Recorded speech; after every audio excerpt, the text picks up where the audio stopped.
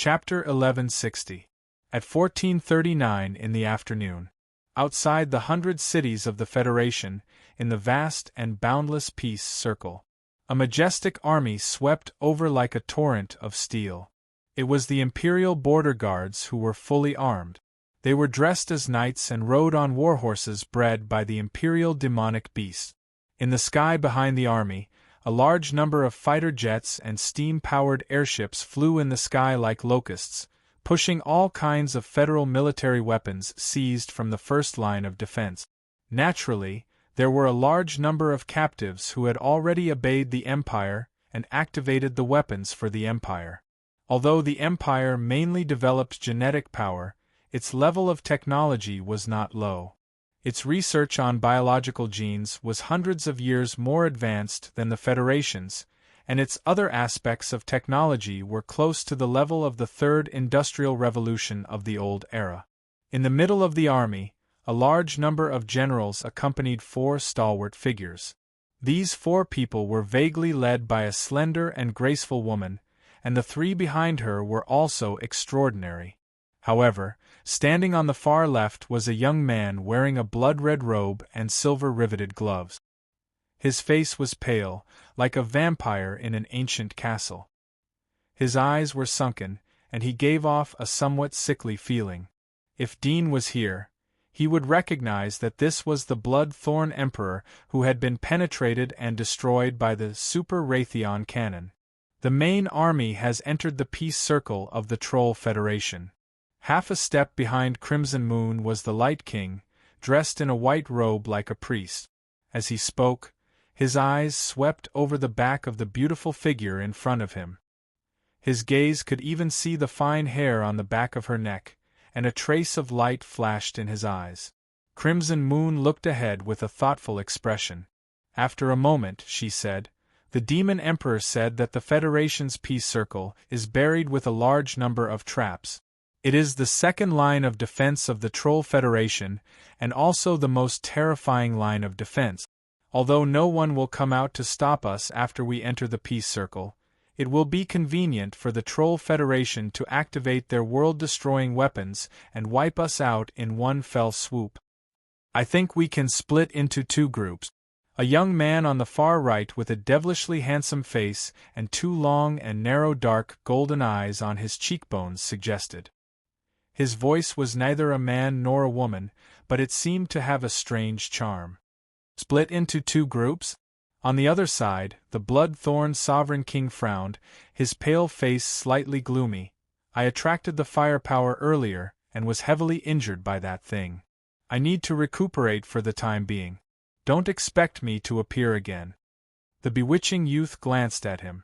Thinking back to that destructive lightning, his eyes flashed with a trace of coldness. He knew that if it was him, he would definitely die if he was struck by that thing. However, the Blood-Thorn Sovereign King managed to survive. It could be seen that the Blood-Thorn Sovereign King's survival ability was much stronger than his. No need to separate. Crimson Moon opened her mouth, her voice indifferent and filled with unquestionable majesty. The enemy has more than one world-destroying weapon. If we split up, we will only suffer a greater blow. If we stay together, we can still resist together. The key is that this place called the Peace Circle is not peaceful at all. Most of the traps inside are not a threat to us, but there is a weapon that can hurt us.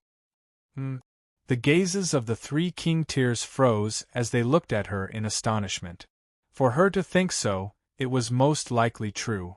When they thought of the abilities this Queen of Darkness was proficient in, their expressions became even more serious. The scientific name of this weapon is rather long. It's called the Life Extermination Ring. Once it's activated, all living things in this area will be exterminated. No matter how high or low one's physique is, it will be difficult to resist. Crimson Moon said slowly. She had found this information from the heads of the highest commanders of the first line of defense. No matter how high or low one's physique is. The Blood-Thorn Sovereign King's expression changed slightly. Isn't that even more powerful than their world-destroying weapon? Can't we resist it? Crimson Moon shook her head and said, The attack of this thing isn't physical. It can only be resisted by the strength of one's body. Instead, it directly acts on the magnetic field of one's life. You can think of it as a soul weapon. It can directly attack your soul and scatter it. Even if you can split your body, you won't be able to resist it. In terms of lethality, it is indeed more powerful than the world-destroying weapon. The three king tiers looked at each other. They didn't expect the Troll Federation to have such a terrifying thing. So you're saying that we have to return empty-handed? The Demon Eye King frowned and glanced at Crimson Moon. He felt that since she was so calm, she must have some other ideas. The Light King, who was standing behind Crimson Moon, had a smile on his face like a benevolent priest. However, his eyes swept across the sky in the distance. A glimmer of light flashed in his eyes, but he didn't say anything. Return empty-handed? Crimson Moon seemed to have heard a joke. She sneered and said, "Why would I give up halfway? Although this ring of life extinguishing is terrifying, its range is limited. The fact that it is called a ring has already exposed its flaw. Since it is a ring, it is one-sided. We can pass through it from the sky or from underground. There are many ways." The Demon Eye King was startled. He patted his head and laughed bitterly. Although he looked like a teenager, his actions and expression made him seem somewhat mature. The Blood-Thorn Sovereign's furrowed brows relaxed.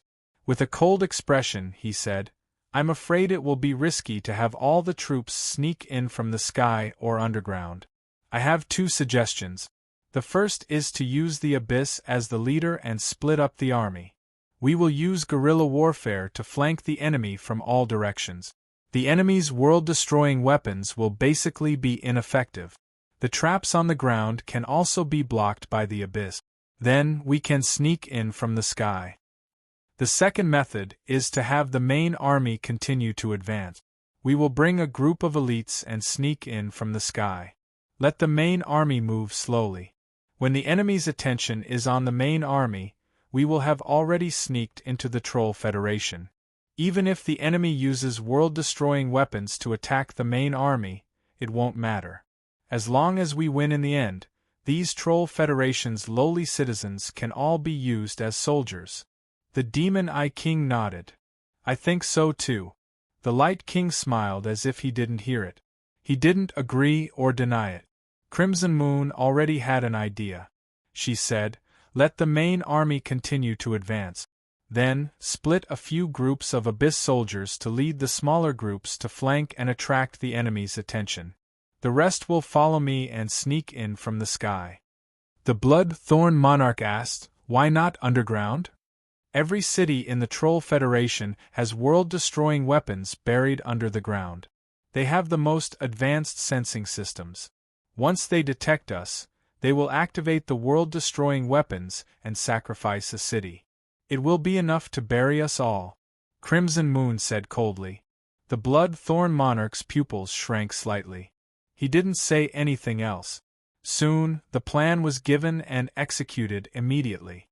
A moment later, Crimson Moon and the other three kings led a group of Abyss Masters and Abyss Elites into the sky and disappeared. Outside of the Federation's Copper Ship City, a group of mecha operators who had escaped from the first defense line rushed over.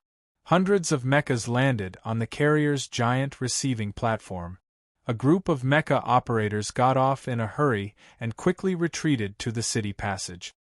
"Ma Jean, why aren't you running? I sprained my ankle. You go first, I'll be right there." Another person was about to help him, but suddenly, there was a tremor at the end of the plane outside the receiving platform. Mecha operators' vision and hearing were much sharper than ordinary people's. They could vaguely see the sky turning dark. The man's expression changed. He immediately turned around and ran without looking back, rushing into the city passage with the crowd. Ma Jean, who stayed where he was, turned around and looked. His eyes flashed, and he rushed to a corner of the receiving platform while no one was paying attention. Although this place was outside the city's protective shield, it was not within the range of the Ring of Life and Elimination. He glanced at the Imperial main army coming from the end of the plain and narrowed his eyes slightly.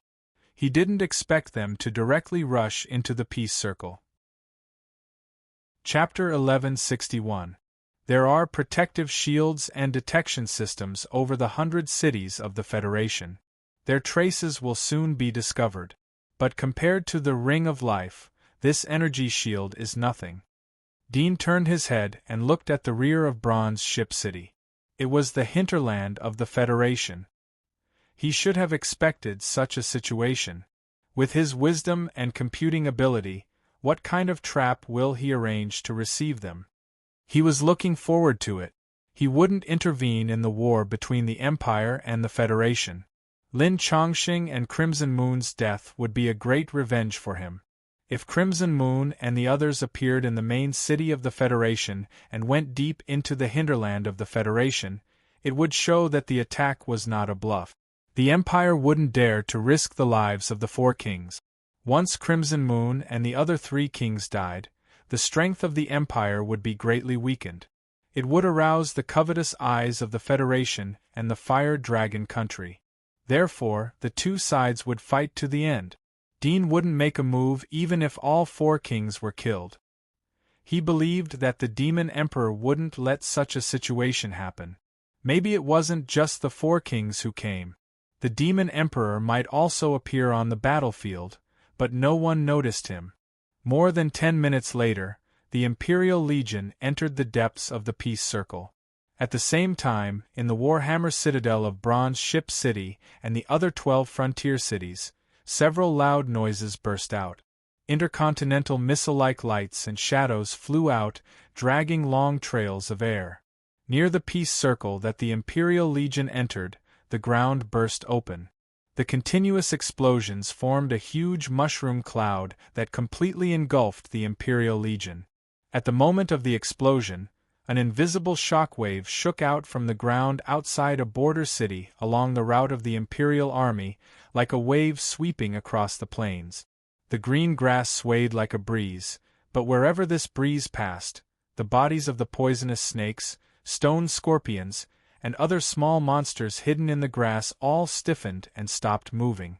Even some of the wandering corpses also became sluggish, but only for a moment before continuing to wander. The traps of the Circle of Peace, the attacks of the 12 border cities, and the Ring of Life and Death hidden in the depths of the Circle of Peace were activated at the same time.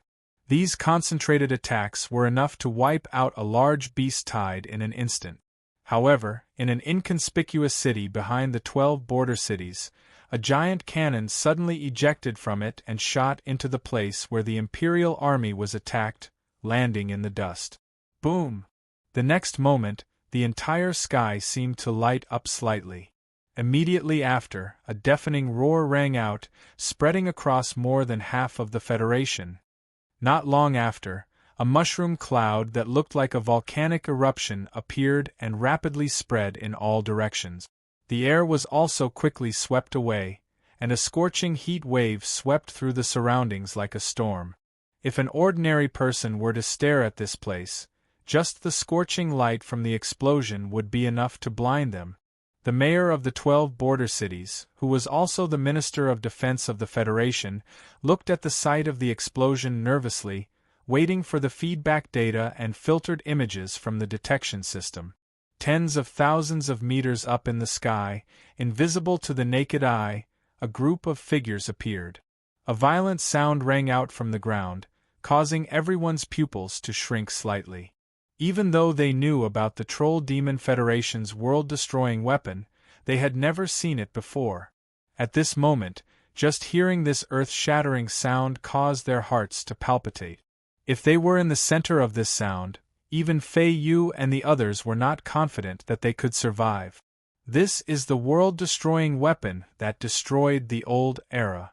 Fei Yu's eyes flickered slightly. There was some fear in them, but there was more of a strange light in them. The Blood-Thorn Sovereign's pale face became even paler.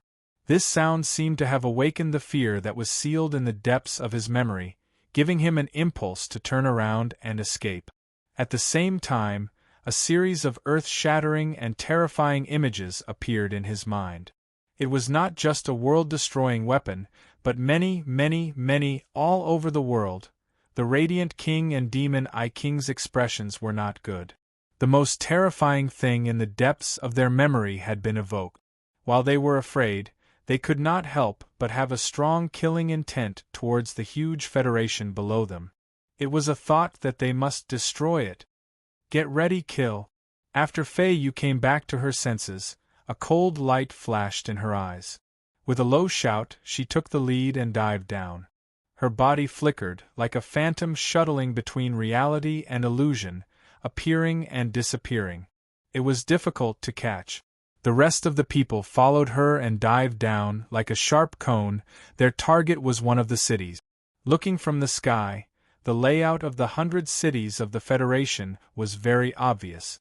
There were 12 border cities on the periphery. Inside the border cities were ordinary cities, inside were the 4 main cities, and in the center of the 4 main cities was the main city of the Federation, which was also the place where the Federation President and members of Parliament lived. The explosion was not only the signal of the destruction of the Imperial Army, but also the bugle call for Fei Yu and others to start the war. Dean saw that the Imperial Army was swept away by the nuclear bomb and the Ring of Annihilation, so he no longer paid attention to it. He restored his original appearance and soared into the sky. He flew out of the energy shield of Copper Ship City and went straight to the direction of the main city of the Federation. Soon, Dean saw a heat source emerging in the sky. These heat sources were extremely shocking, and there were a lot of them.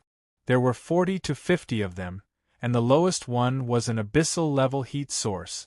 Sure enough, they are attacking the main city of the Federation. Dean slightly narrowed his eyes. It seemed that Fei Yu did not know about the existence of Lin Chongqing, which meant that the Demon Emperor did not tell her about this. Otherwise, she would not have taken the risk to go deep into the hinterland and attack a puppet like the Federation President. Thinking of this, his heart suddenly shivered. If he was the Demon Emperor, what would he do at this moment?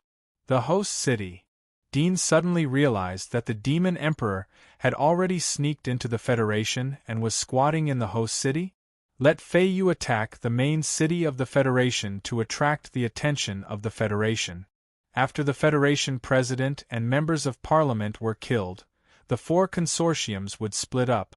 At this time, in order to avoid losses, Lin Chongqing had to stand up to preside over the overall situation and expose himself. Perhaps he would use the second puppet, which was the Terrace Consortium. The Demon Emperor wants Fei Yu to force him out so that he can send the mechanical army to deal with Fei Yu, and then wait for the opportunity to sneak into the host city and destroy Lin Chongqing. Thinking of this speculation, Dean's face became a little strange. He had to say that from the perspective of the Demon Emperor, this method was good, and it was likely to make Lin Chongqing suffer a setback. However, the Demon Emperor did not know of his existence, but Lin Chongqing would not forget him. The more chaotic the situation was, the more vigilant he would be, and he would always be on guard against Lin Chongqing's attack on the host city. If he thinks that the Demon Emperor is me, then the Demon Emperor will be bloody unlucky. Dean muttered to himself. Suddenly, he thought of another thing. If Lin Chongqing did not know that the Demon Emperor had sneaked into the Federation and was wholeheartedly dealing with Dean, then he would inevitably set up a trap to lure Dean to attack. At this time, the first to lose control would be the Demon Emperor, who was waiting in the dark, and he would become Dean's scapegoat and fall into Lin Chongqing's trap. It was no wonder that the Demon Emperor was not cautious enough, only that he did not understand the situation. Chapter 1162. At this moment, Crimson Moon and the other 3 kings descended from the sky with many abyssals. In less than 4 or 5 seconds, they appeared in the sky above the federal main city like meteorite.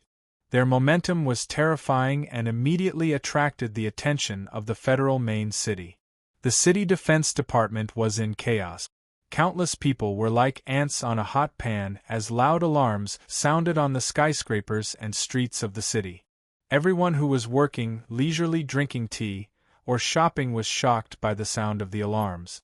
This kind of city defense alarm would be performed once a year. Each time it was performed, it would be announced in the news in advance with a set date. However, this time, it was outside of the set date without any warning.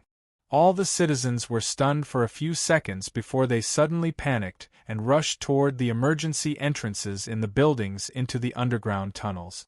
These tunnels and escape methods had been seen countless times in the show.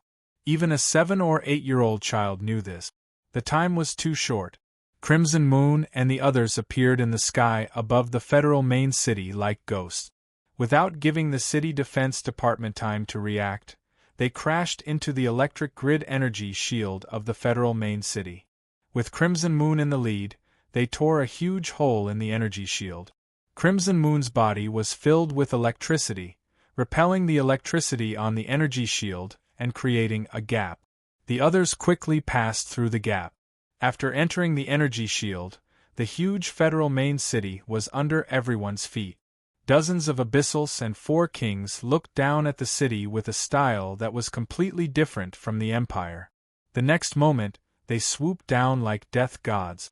Crimson Moon and the other 3 kings went straight to the federal government in the center of the city. The rest of the abyssals flew toward the Congress and other places. Some even pounced on some tall buildings. With a casual blow, they shook the steel-like buildings to the point of collapse. The federal main city was shrouded in wailing. The abyssals destroyed and slaughtered everywhere in the city. Some news agencies had just captured the buildings being destroyed by the abyssals, and the cameras and a few brave reporters were crushed into meat paste. All of this was broadcast to other cities. Countless people were frightened. They didn't expect the abyssals to be so cruel. Some children and women were so scared that they started crying. At this time, the City Defense Department mobilized the Creator God mechs and a few other types of 5-star mechs. Some of them were auxiliary mechs that were responsible for stabilizing the city. They were not good at fighting, but they were very good at cleaning up the battlefield. There were also mechs that were responsible for transportation, sending some refugees to the shelter. Wherever the abyss swept through, it was a complete mess.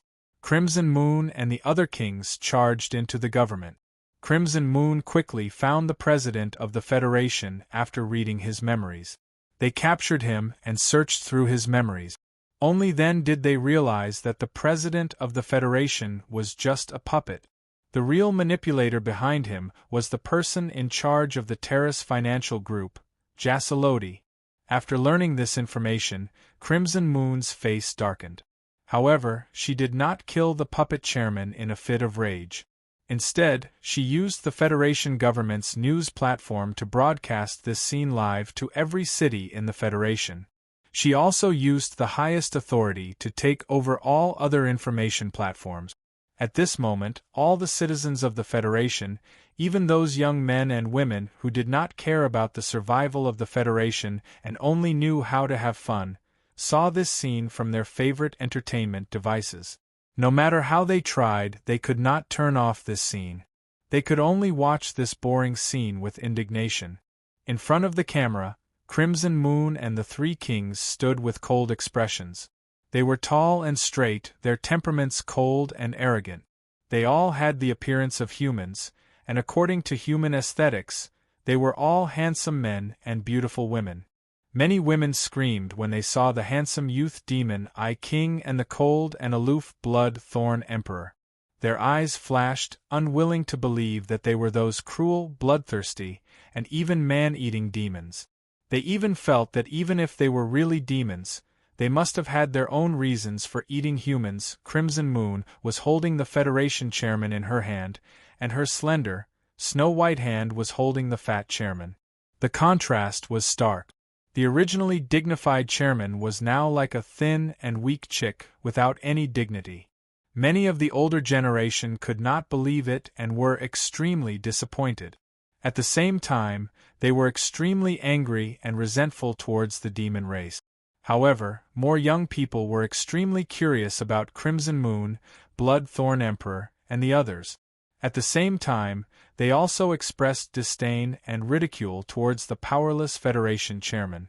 Crimson Moon held the Federation chairman hostage and ordered every city to open the city gates wide, allowing their large army to enter. She also promised many things, such as that they were not demons, that the citizens were deceived by the higher-ups of the Federation, that they had their own reasons for coming here, that they were once of the same race and were expelled by those who had power, and so on. Her words were so sincere that many citizens were shocked. It was as if they had seen a brand new face, and many people believed her on the spot. Crimson Moon had read the memories of the Federation chairman and some officials, as well as the memories of ordinary people and low-level soldiers. Naturally, she knew what kind of impression the Empire had in the minds of the people at all stages of the Federation. Her words were all critical, including the grievances in the hearts of many citizens. Her words quickly turned into another kind of truth, contending with the original justice. Dean looked at the broadcast on his wristwatch. He couldn't help but shake his head and smile when he heard Crimson Moon's words. At this moment, Lin Chongqing was probably going to vomit blood. Even if they completely expelled the demons this time, it would be difficult to explain to the citizens of the Federation. Crimson Moon's words were like a seed that had been planted. Lin Chongqing could only use an iron fist to suppress it and include it in the criminal law. Perhaps it would slowly fade after a decade or so. It's a pity that there is a demon emperor, otherwise she would have become an emperor. Dean thought in his heart. If Crimson Moon held the Federation chairman hostage and directly ordered the legions of the cities to stop, it would instead arouse the blood of the citizens of the Federation. But at this moment, she was using the so-called truth to divide the citizens of the Federation. Many soldiers would even be affected. Even if the battle was lost, it would cultivate a group of spies. Although this seemed not domineering and arrogant enough, but it was far more useful than arrogant words to let the enemy tear a large piece of meat. Dean turned off the wristwatch and put it into the bag. He turned around and continued to rush in the direction of the host city.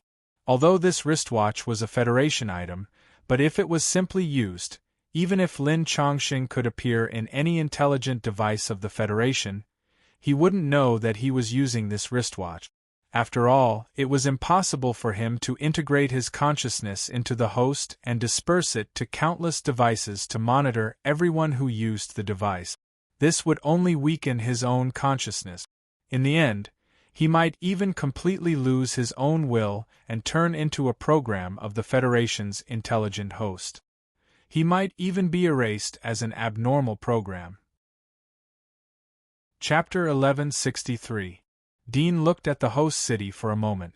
He turned into a dark shadow and lurked close to the ground. There are detection systems in the sky and underground. Many plants on the ground have been modified with tiny detectors. Dean narrowed his eyes slightly. His dark golden pupils scanned the grass in front of him. He saw that in the middle of the verdant grass, there were many stems embedded with toothpick-sized metal bars. They were very soft. Even if the weeds were trampled on, they wouldn't damage the metal detector inside. Only Lin Chongqing knew about this detector. He used his mechanical legion to secretly set it up to guard against the people of the Federation. This was his lair, his heart. If it was anyone else hiding here, no matter how careful they would turn into a shadow, shrink into a poisonous snake, burrow into the ground, and so on. They would all be seen by Lin Chongqing. With Lin Chongqing's huge computing power, no matter how the human camouflaged, he would be able to speculate the flaws in a second. However, Dean knew about Lin Chongqing's memory, so he was prepared. The detector had a radius of about 50 meters.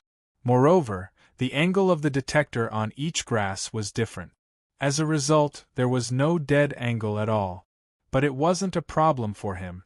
He could create a dead angle. A pair of shadow wings extended from the back of the shadow that he had transformed into. They were like two giant palms, waving forward in a seemingly slow but actually extremely fast manner. It was as if all the air within a dozen cubic meters had been pushed out, setting off a gentle gust of wind that slowly drifted dozens of meters away, bending the grass where the detector was buried. At the same time, his body quickly moved closer. When the gentle wind stopped, he was already more than 10 centimeters below the grass. His body was submerged in the soil, and he turned into a pangolin-like shadow. With his current genetic editing ability, he could write a strange breathing organ that could absorb oxygen even in the soil. Lin Chongqing is on guard against me. He calculated that I have part of his memory and know about the traps outside the host city. He might try to avoid these traps. It stands to reason that there are other ways to avoid these traps. But with Lin Chongqing's wisdom and the computing power of the host city, he should be able to think of 7 or 8 countermeasures and set up a tighter defense in other places. I'll do the opposite. This path is the safest. However, it is also possible that he has calculated this and has done the exact opposite. He kept the original arrangements at the periphery so that I would lower my vigilance, but when we were deep inside, he did something even more ruthless. Dean was lying on the ground, calculating in his mind. Although his calculation ability couldn't compare to Lin Chongqing's, he could slowly sort out his thoughts. He wasn't in a hurry. The speed of his thoughts didn't affect the accuracy of the result. In this game, he and Lin Chongqing were not the only ones on the chessboard. There was also an unknown moving chess piece, the Demon Emperor. However, the unknown here was only to him. Perhaps the Demon Emperor had long since entered Lin Chongqing's line of sight and was being treated as a game partner by Lin Chongqing. I interfered in the collapse of the first line of defense. Perhaps Lin Chongqing will realize my goal. If that's the case, the Demon Emperor might not be mistaken for me. Dean slowly frowned. He felt that he had acted recklessly before. He shouldn't have intervened in the border war. Based on his understanding of Lin Chongqing, the latter had the ability to calculate the detailed results of the war, including the specific number of casualties and the process and time of the collapse. Although the battlefield was changing rapidly, but Lin Chongqing's calculation ability was too strong. 1 minute of thinking was equivalent to 100 years of thinking. It was enough to calculate the complete situation of the battlefield. However, because of Dean's intervention, the situation of the battlefield was different from Lin Chongqing's calculation. Lin Chongqing would be aware of the heresy and thus guess Dean's purpose. When the game reached the extreme, both sides were basically open cards. Using open cards to confront each other relied on instantaneous changes and judgment. It wasn't like pulling out hidden cards and turning them into killer moves. The worst-case scenario is that Lin Chongqing knows that there are 3 people on the chessboard and has deduced our position. That Demon Emperor also knows of my existence through other means. Everyone has about the same amount of information, and my advantage is gone. Dean was a little worried. Although he knew that this was the worst speculation, he had to prepare for the worst. If I were the demon overlord, I might have lurked in the host city a long time ago instead of sneaking in during this sensitive period of war. All the people who enter the host city during this time will be included in the suspect list by Lin Chongqing and closely monitored. Every corner of the city is his eyes. Dean's eyes flashed. Even if the Demon Emperor knows about my existence and knows that someone is waiting for the Oriole behind, there is no way to continue lurking. The war has broken out and Crimson Moon has made a move. The opportunity has appeared and I can't miss it. I just need to wait behind him. However, he may not be willing to let others pick the peach. He will have other arrangements. If I were him, I would make a move now and retreat in defeat. Boom! As Dean was thinking, there was a sudden violent sound. The ground shook and the surrounding grass trembled. Dean's eyes turned golden. Through his eyelids and the soil, he saw the host city in the distance. There was thick black smoke coming out of it. After the loud noise, there was a sudden burst of crackling sound. It seemed that there was a riot in the city. After a while, he seemed to have made a decision. He extended a little shadow, turned it into a small palm, and fanned out a breeze, bending the tender grass implanted with detectors nearby, clearing a blind spot.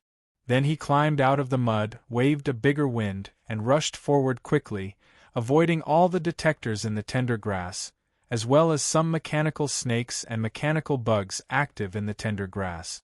A few minutes later, Dean appeared in the host city. He was familiar with the road and avoided Lin Chongqing's arrangements.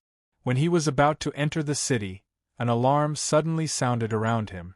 The patrolling mechanical soldiers quickly heard the alarm and came over. Countless machine gun fingers pointed at him and issued a humanistic warning. But before the warning was finished, it seemed that something interrupted them and they opened fire. Dean knew that Lin Chongqing had seen this scene through them and forcibly controlled the mechanical soldiers. Moreover, as he had guessed before, he avoided the traps according to Lin Chongqing's memory. He didn't expect to trigger the alarm in the end. It could be seen that this place was well prepared. Whoosh, whoosh. As soon as the machine gun opened, Dean suddenly felt a sense of danger. This ordinary machine gun made him feel a sense of death.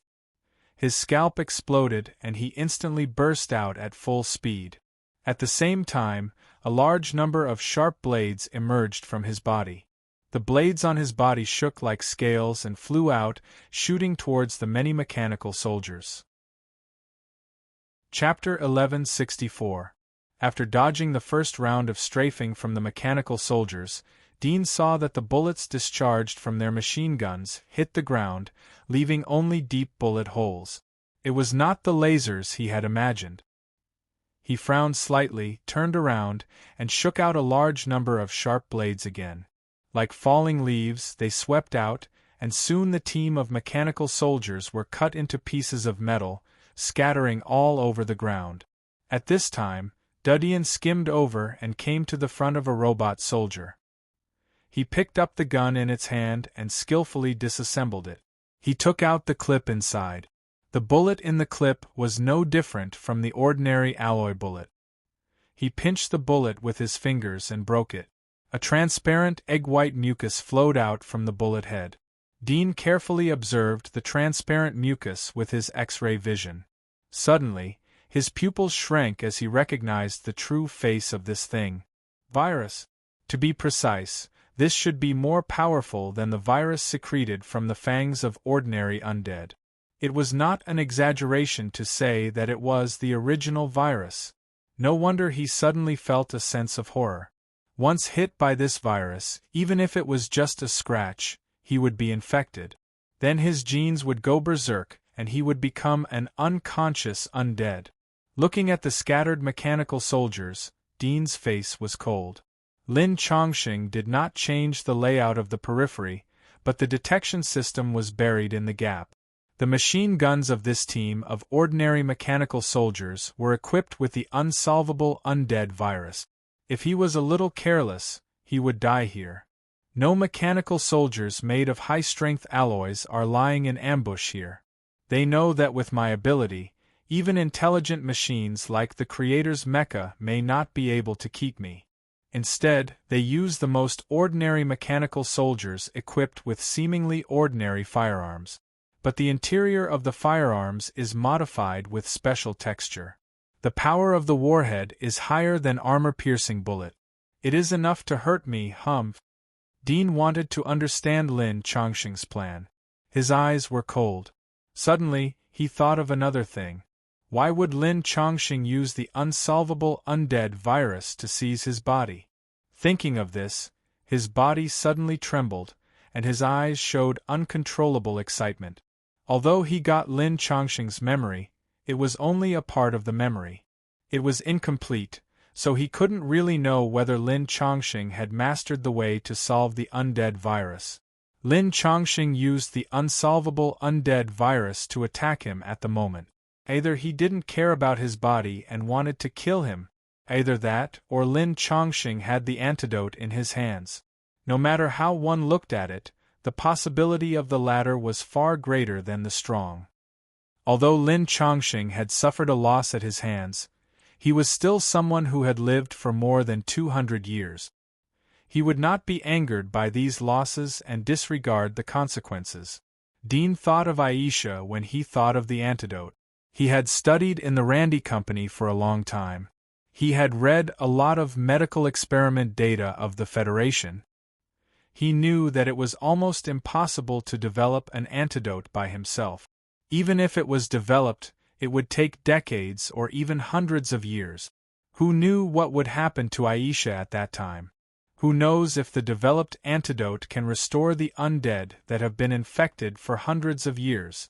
He couldn't believe it himself. He didn't even dare to imagine it. And before his eyes, hope once again appeared. Dean took a deep breath as he saw several teams of soldiers rushing towards him. He knew that it was Lin Chongqing who had mobilized them. Lin Chongqing was aware that he was sending special robots to this place. He did not stop and quickly rushed into the city, shaking off those mechanical soldiers. Along the way, his body rapidly changed, constantly changing his appearance. He magnified his X-ray vision to the extreme and searched for the residential areas in the city. Only by mixing into the crowd could he escape Lin Chongqing's surveillance. Boom! Boom! There was a huge vibration in the distance. Dean suddenly saw 7 or 8 creators' mecha in the sky. They formed a triangle shape. There was an energy bar between each mecha. It seemed that the energy of all the mecha was shared. Dean faintly felt the threat. He sighed in his heart. This place was worthy of being the base camp of Lin Chongqing for more than 200 years.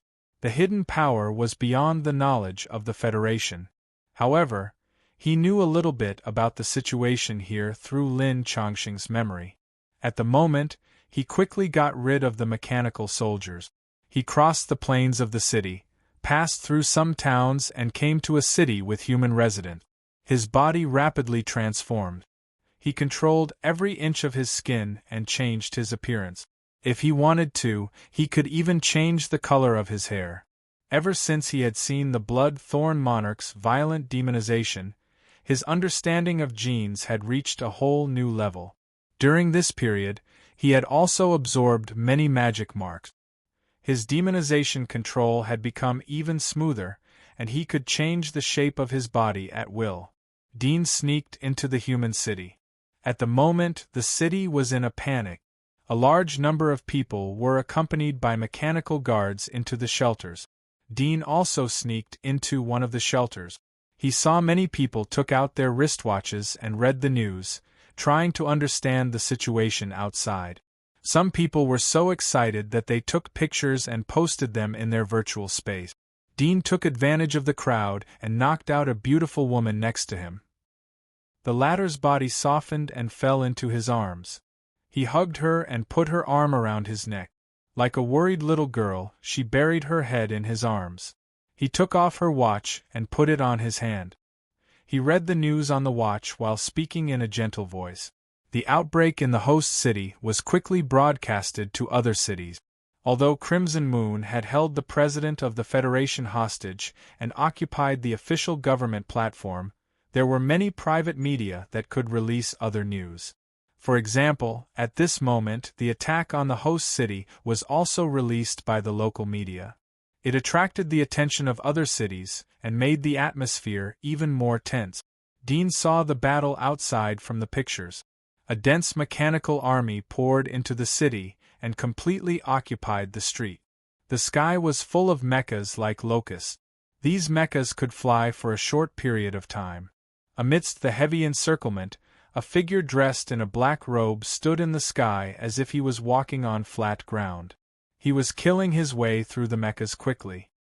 His head was covered by a hood and his face could not be seen clearly. However, with a casual strike, a mecha would be destroyed. From the looks of the destroyed mechas, they were all 4-star mechas. Among them, there were many 5-star mechas that were also destroyed.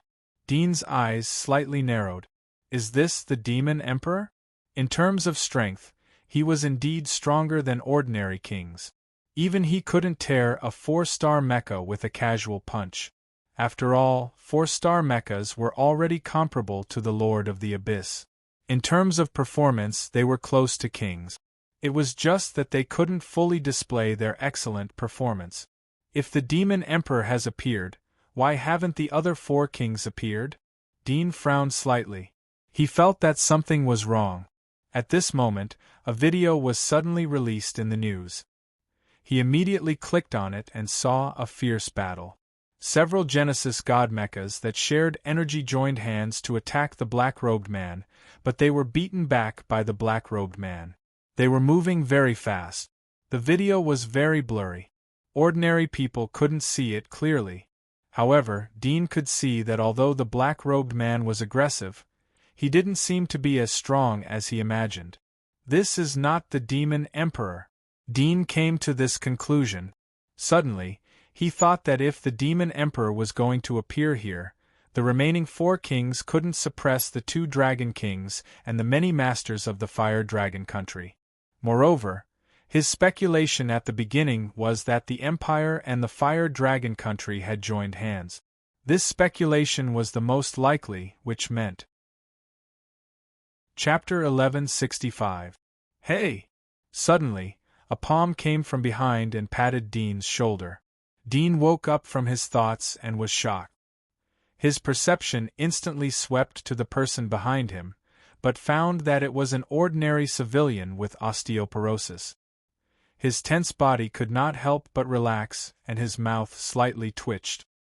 He did not expect to be scared by an ordinary person. What's the matter? Dean looked at him. The one who patted Dean's shoulder was a young man. He looked at the woman who was knocked out by Dean in surprise. Suddenly, he noticed the bracelet on her wrist. His eyes widened and he was furious. He grabbed Dean's clothes and said, "How dare you touch my girlfriend? Do you want to die?" Dean raised his hand and gently shook the young man's wrist. The pain made the young man loosen his grip. Dean pushed him away. "Since she is your girlfriend, I'll give her back to you." Dean pushed the unconscious woman into the arms of the young man and squeezed into the crowd. The young man was about to rush up, but he couldn't see Dean's figure. He held the unconscious woman in his arms and glared at the direction of Dean's departure. After a long time, the anger on his face slowly disappeared. "Oh!" The woman woke up from the young man's arms. She covered her head and looked at the young man who was holding her. She was confused. "Who are you?" The young man didn't speak. He seemed to reach out to hug her. But his arm suddenly accelerated and hit the back of the woman's head. She was knocked out again. "He is the variable." The youth stared at the direction of Dean's departure and muttered in an inaudible voice. Dean left the shelter and was ready to go to the location where the host was buried. The Federation's host was buried in the center of the city. The defense system was spread out layer by layer. No matter which angle the attack came from, the difficulty was the same. Dean wasn't worried that Lin Chongqing would move the host. The first reason was that the smart host was huge and connected to a large number of attached machines.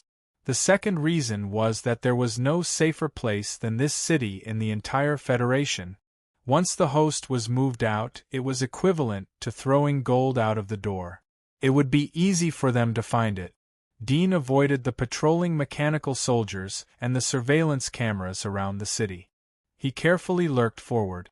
When he was 50 miles away from the main computer, he saw from the wristwatch that the black-robed man was killed by the Mechanical Legion. His body was crushed by the super-ion cannon. He was dead. Dean narrowed his eyes. If he didn't know that the black-robed man was the bait sent by the Demon Emperor, he would have attacked the computer by himself. If the bait wasn't for Lin Chongqing to see, then it was for me to see. The Demon Emperor has most likely found out about my existence. It wouldn't be an exaggeration to say that my identity is a top secret in the Federation. Only a small portion of the upper echelons of the Terrace Financial Group knows about it, and even those who know about it aren't clear. The only ones who know the truth are probably Jasaloti and a few of the directors who were there back then. Dean's eyes flashed. It was either that the Devil Emperor had arranged a spy or that the Devil Emperor had disguised himself as one of them. If it was the latter, then it was too terrible. After thinking for a moment, Dean found a pool in a nearby park and hid there. He didn't want to help the Demon Emperor and the others take action. At the bottom of the pool, Dean dug a small hole and hid in it. He used the ability of the Sun Beast to burn the water in the hole, along with the oxygen. With his current ability, he could absorb oxygen from the soil. Even without oxygen, he could survive for several months. He could be called a strange life. He took out the wristwatch and continued to observe the movement outside. He was waiting for the Demon Emperor to launch the attack. A few hours passed. It was dusk. Crimson Moon led the four kings to occupy the main city of the Federation and suppress the Federation army from the inside out. The entire Federation could only rely on the private armed forces of the four consortiums to resist. At this moment, countless civilians in the Federation saw how terrifying the private armed forces of the four consortiums were. They weren't any worse than the Federation's army.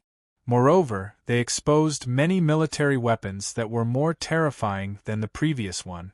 The Lok Fei Consortium took out the monster mecha that they had secretly researched and displayed a power that even the creator's mecha couldn't match. They resisted a large number of attacks from the abyss. The Milan Consortium provided a large number of arms to all the armies of the 100 cities. This consortium that survived on arms marketing seemed to have an endless supply of ammunition. Moreover, the transportation channels were extremely rich. Even during the time of war when the cities were blockaded, they were still able to transport a large number of their own ammunition. The Michael Financial Group was the only one of the four major financial groups that did not have anything to do with armed forces. It could be said that the Terrace Financial Group was the only one out of the four major financial groups that did not have anything to do with armed forces. It could be said that the Terrace Financial Group was the only one among the four major financial groups that did not have anything to do with armed forces. It could be said that the Terrace Financial Group was the only one that produced the technological products in every field in the Federation. The Terrace Financial Group would be responsible for almost all of the technological products in the Federation. Regardless of whether it was real estate, firearms, or entertainment, they were all sold by the Michael Financial Group. They had the most distribution channels and the highest reputation. In fact, the Michael Consortium could even use its own business capabilities to kill a product that could become a household name before it even reached the manufacturer's doorstep. At this moment, the amount of money that the Michael Financial Group had poured into the battlefield was enough to suffocate countless civilians. Although they knew that the Michael Financial Group was rich and could easily create a powerful family, they didn't expect this to be nothing. Some people had compared it and were shocked to find that the annual income of the entire federal government wasn't even 1% of the Michael Financial Group's vast financial resources. What was the concept? It meant that the foundation of the Michael Consortium was enough to match the Federation's 100 years of operation. It was a shocking and unbelievable number. The Terrace Consortium had also sent a large number of creators' mecha and various magical technological products to bring great obstacles to the abyss. Dean toured the situation of the Federation. At the moment, the federal government was almost paralyzed. Although most of the Imperial legions had been obliterated by the nuclear bombs, but there were still a lot of them who had survived. Moreover, it seemed that many legions had crossed the peace circle and attacked the 12 border cities of the Federation. They were killing everywhere. The four consortiums can support the situation even without the Federation government. It won't take long for the four kings to retreat. Dean read the news and combined it with Lin Chongqing's memory.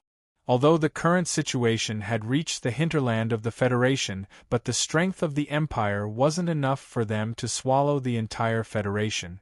The four consortiums were Lin Chongqing's arms and legs. At this moment they were playing an unimaginable combat power. Lok Consortium had developed a 5-star monster mecha which could suppress the king.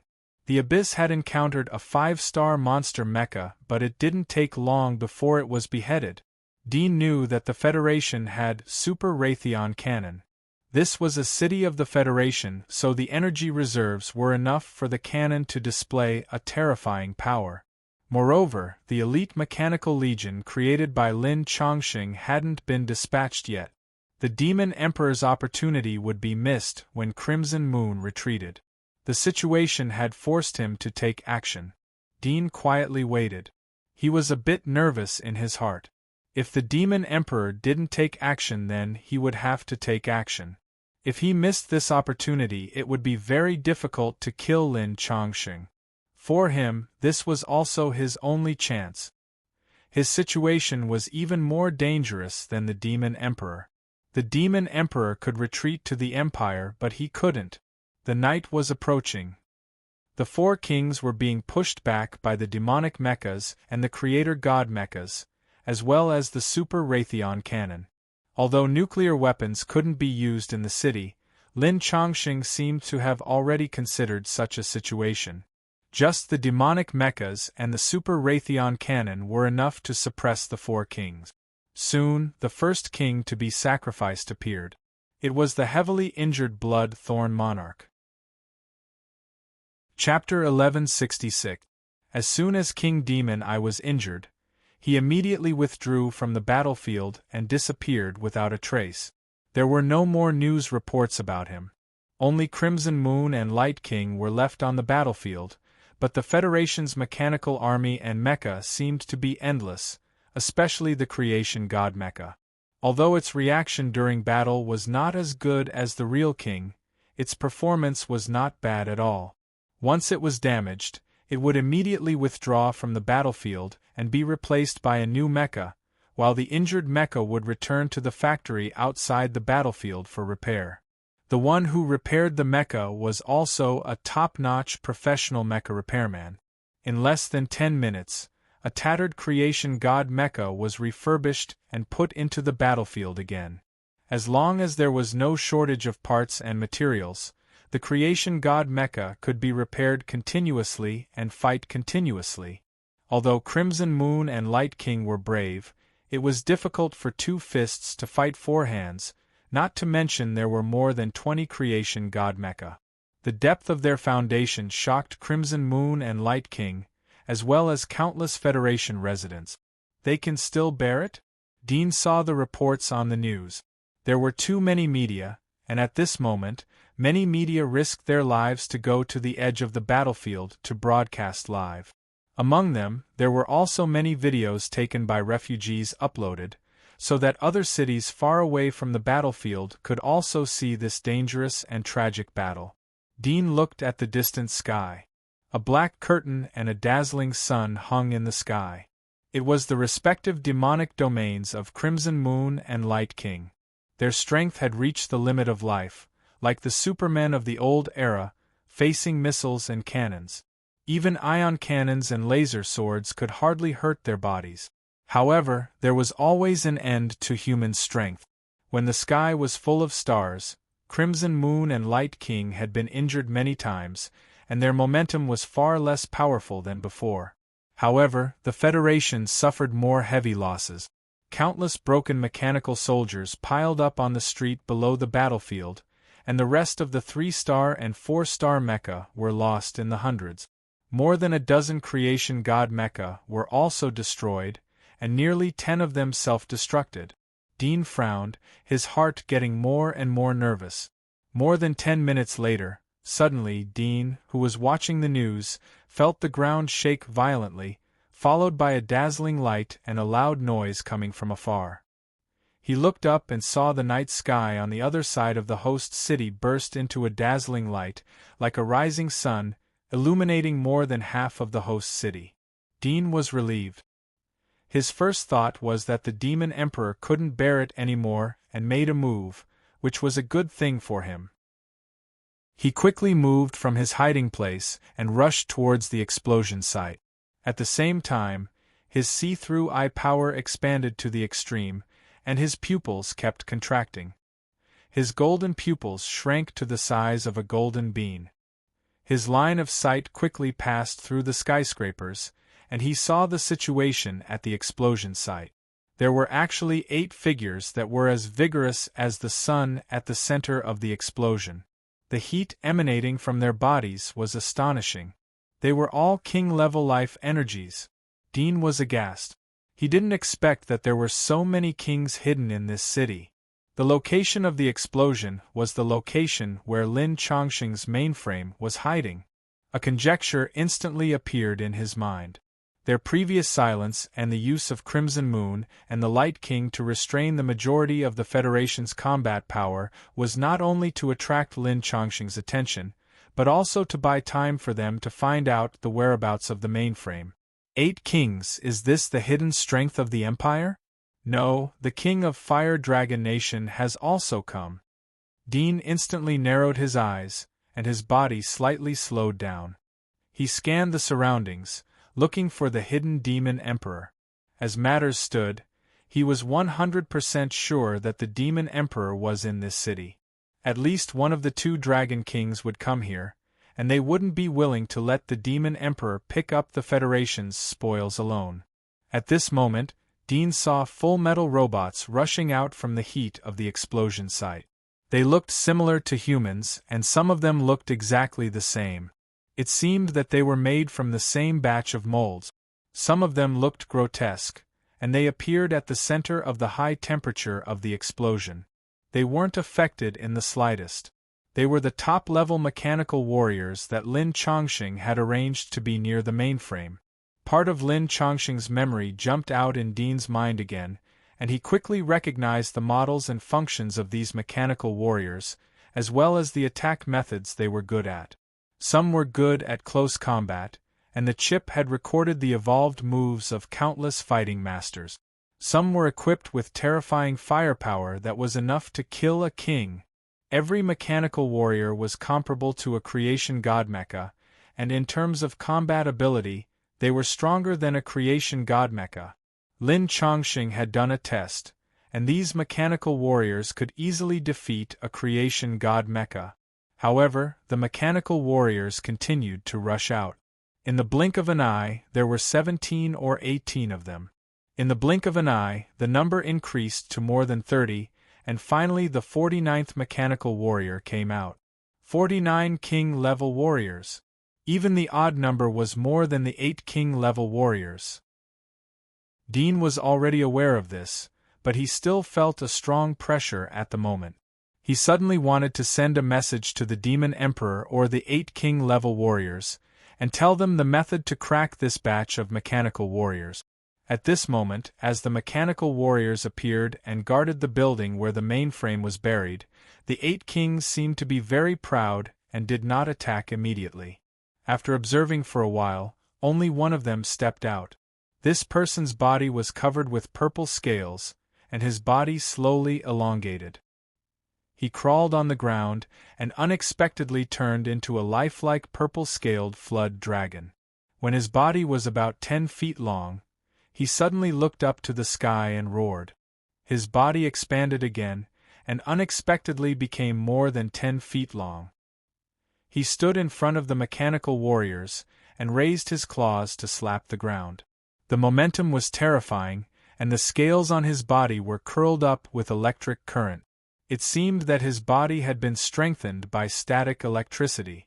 Dean was startled, and there was a trace of pity and indifference in his eyes.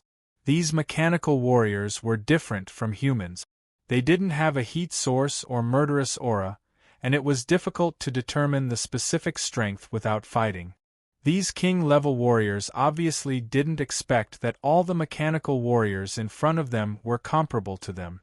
Soon, the demonized purple-scaled Flood Dragon King was the first to rush out. The electric current around his body gathered at the horn on his head, forming a ball of lightning, and shot out electric currents to strike the mechanical warriors in front of him. Bang! Bang!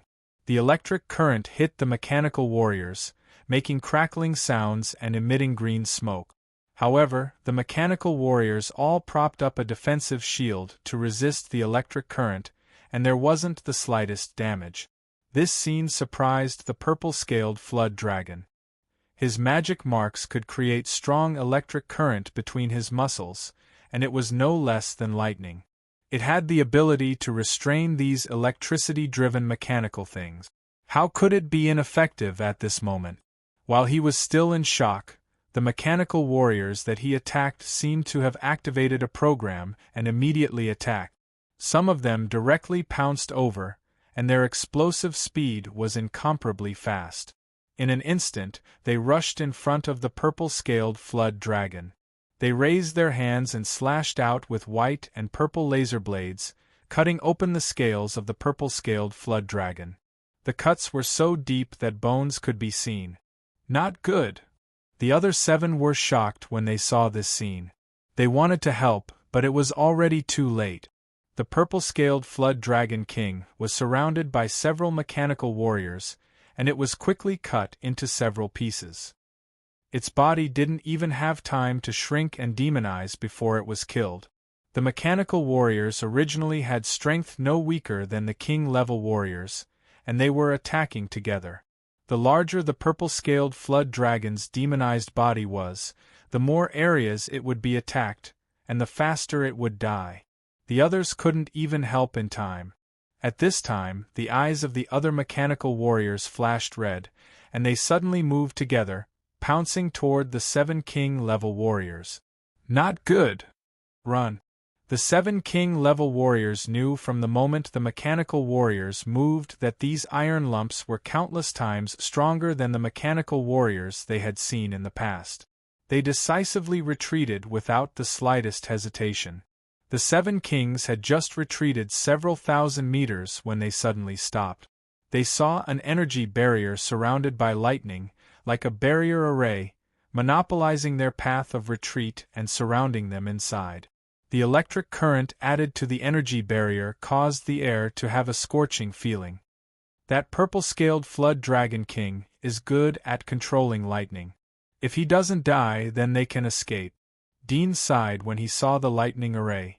The 7 king-level warriors were like turtles in a jar, and their only way out was behind the lightning array. Although the mechanical warriors were terrifying, the biggest drawback was that they couldn't move too far away from the host. The limit of their distance was where the lightning array rose. The reason why they couldn't move too far away was because of the problem of energy.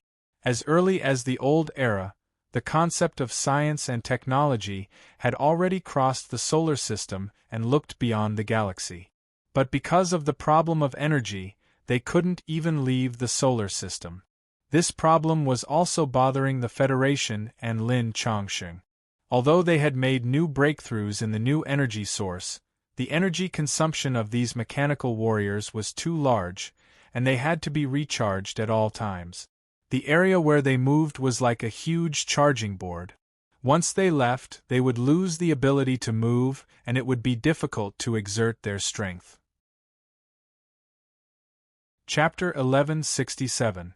Just when the 7 kings were forced into desperation, there was a sudden roar. The huge fireball blasted a hole in the energy shield, forming a temporary gap. Seeing this gap, the 7 kings went through without saying anything. Outside the gap, there was a middle-aged dragon man with red scales all over his body. He had a sharp horn on top of his head, and his body was emitting terrifying heat. The air within a few meters around him was slightly distorted. Dean's face changed when he saw this person. From Lin Chongsheng's memory, he recognized that this was one of the 2 dragon lords of the Fire Dragon country. His title was Candle Dragon Lord, and he was in charge of the north of the Fire Dragon country. The other was Flame Dragon Lord, and he was in charge of the south of the Fire Dragon country. He didn't expect that this attack on the Federation would be an alliance between the Fire Dragon country and the Empire. The strongest people in the world are gathered here. The top group of powerhouses are also here. Dean's eyelids twitched slightly. This was not a casual war, but a pinnacle war. The outcome was directly related to the future of mankind. At the same time, after Lord Torch Dragon raised his hand and blasted open the lightning energy shield, he waited for the 7 kings to gather around him. His face was completely red, and his hair and beard were all standing on end. He raised his hand and pushed forward. The center of his palm was as red as a soldering iron. This red energy left his palm and grew bigger and bigger in the air, turning into a burning palm. It slapped the slowly recovering lightning energy shield and hit a mechanical warrior directly. The scorching energy directly destroyed the energy shield outside the mechanical warrior and imprinted on its body. With a bang, the fiery palm suddenly tightened and grabbed the mechanical warrior. With a whoosh, it was pulled back and appeared in front of Lord Torchdragon. As soon as the mechanical warrior's body left the lightning energy shield, the red light in its mechanical compound eyes dimmed. It didn't even have time to brandish its weapon when its body stiffened and became motionless. Candle Dragon Lord's eyes flashed. He grabbed it and threw it thousands of meters away. It seems to have lost its target. These mechanical warriors will stop attacking if they leave the lightning energy shield? The 7 kings were surprised and doubtful when they saw this, but they were more excited. If this was the case, they still had a chance to fight back. Otherwise, they could only flee. After all, the joint attack of nearly 50 kings was too terrifying. These mechanical warriors can't leave this area. Grab them or push them away, Candle Dragon Lord said slowly. The previous method had confirmed his information, and he immediately informed the 7 kings. At the same time, he once again raised his hand and sent out 2 flaming palms, blasting open the lightning energy shield and grabbing the 2 mechanical warriors inside, preparing to pull them out. However, before the flaming palms could retract, the mechanical warriors next to them attacked and smashed the palms. The other 7 kings knew the way to break the barrier. They attacked from the outside of the lightning energy barrier. Some of them threw out vine-like weapons, piercing through the lightning energy barrier and locking onto the mechanical warriors, dragging them out. Some of the arms went berserk and became dozens of feet long. They tore apart the lightning energy shield, and the back of the hands emitted lightning. They were not afraid of the lightning on the energy shield, and they grabbed a bunch of mechanical warriors and threw them out. These mechanical warriors either resisted, dodged, or counterattacked, but compared to the kings, they lacked the ability to transform. They could only rely on their alloy bodies to fight. The king's attack power couldn't break the special alloy outside their bodies, but they could drag them. Once they were dragged out of the lightning energy shield, the mechanical warriors would lose their energy supply. The energy stored in their bodies wouldn't be enough to support one attack, and their bodies would immediately freeze. It must be known that their speed and every attack were at the king level, and the energy they needed was extremely astonishing. Their small bodies were stuffed with all kinds of weapons, and there was no extra space to install a large capacity energy board. Once the energy board was too large, it would become their weakness, and it would be easy to target. Dean looked at the mechanical warriors being dragged out one after another. Although their bodies were unscathed, they lost their energy as soon as they left the lightning energy shield and turned into scrap iron. This terrifying army that was enough to flatten any country was disintegrated. He couldn't help but sigh. At the same time, he was a bit afraid of the Fire Dragon country. The weakness of this mechanical army was top secret. Apart from Lin Chongqing, only a few chairmen of the Terrace Consortium knew about it. Even Lin Chongqing didn't know about it, and it was covered up by Lin Chongqing. He didn't expect the Dragon King of the Fire Dragon country to know about it. It was hard to imagine how deep their infiltration into the Federation was. Maybe they had secretly infiltrated and grasped this information decades or even hundreds of years ago. But even if they know this secret, it's still too difficult to break through here, Dean thought. At this time, the remaining 40 or so mechanical warriors suddenly retreated to the front of the building where the mainframe was located, away from the energy shield's boundary. The 7 kings and the Candle Dragon King's attacks couldn't extend so far. After all, the lightning energy shield was also an attack weapon that couldn't be underestimated, and they couldn't extend their genetic demonization into it. We can't do anything if they stay there. Damn, the hidden strength of the Federation is too terrifying. These iron lumps can be built as long as there are resources. Unlike us, we can't rely on materials to cultivate them. The 7 kings stood outside the energy shield, angry and anxious, but helpless. The Candle Dragon King said calmly, "Don't worry. If they don't come out, then let them stay here forever." The 7 kings looked at him, their eyes full of awe. They didn't dare to rashly ask. Not long after, a series of explosions suddenly came from the distance. The flames of the explosions lit up the night sky, attracting everyone's attention. Battle network? Dean was slightly startled when he saw the direction of the explosions, and then his eyes narrowed. The explosions were as continuous as a mountain range, and the flames extended for a very long time. They all exploded at the same time in a very short period of time, destroying the 3 supercomputers that assisted the mainframe in computing. If these 3 supercomputers were destroyed, nearly half of the Federation's instruments would be paralyzed. Just when everyone was shocked, the Candle Dragon King's eyes suddenly flashed, and he whispered, "Retreat." After that, he took the lead to withdraw. The 7 kings were startled, but their reaction wasn't slow, and they quickly followed. The moment they left the lightning energy shield, a ray of light cut through the sky like a signal flare, falling toward the city, and the target was the building where the mainframe was located. Missiles were launched from all around the city at the same time, trying to intercept this ray of light, but figures flew out from the darkness, blocking all the intercepting weapons and mechanical warriors. Chapter 1168. Dean could see the internal structure of the Dawn. It was a nuclear bomb. If not for the interceptor missiles, he would have thought that Lin Chongqing was ready to self-destruct. If this was the case, it could only mean that the host city was a pit arranged by Lin Chongqing. It was beyond his expectation that everyone would be buried. But now it seemed that the missile should come from the Empire or the Fire Dragon country. He thought of the airships and other technological items built by the Empire on the God of War's wall.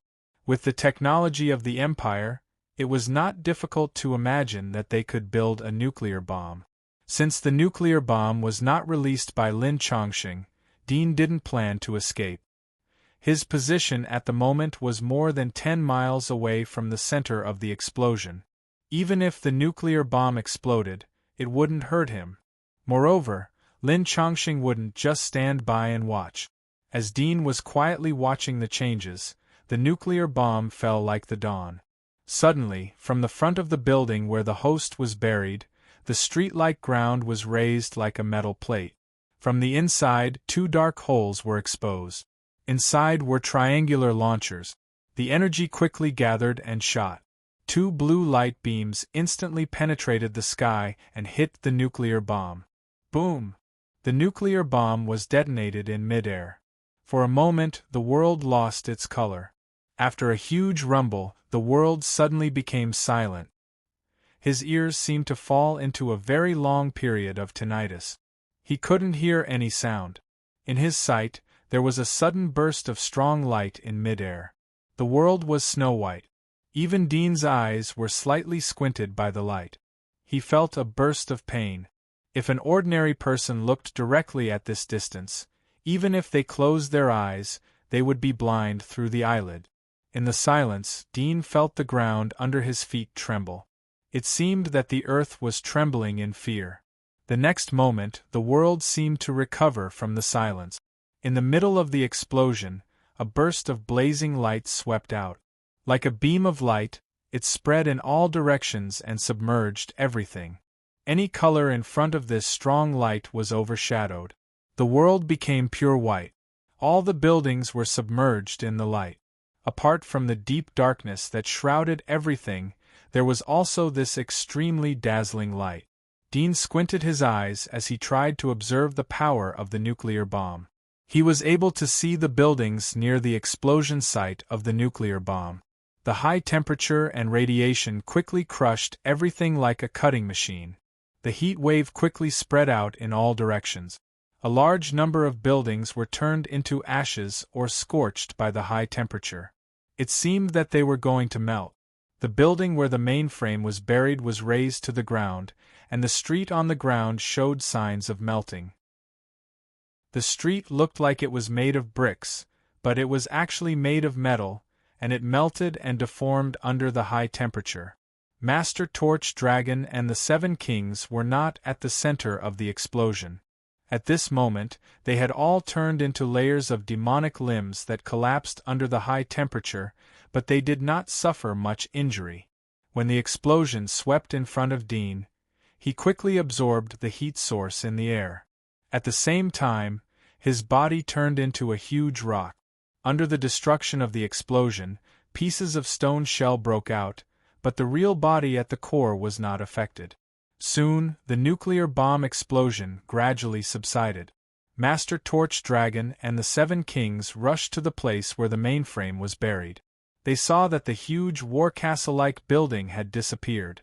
More than 40 mechanical warriors guarding in front of the building had also disappeared.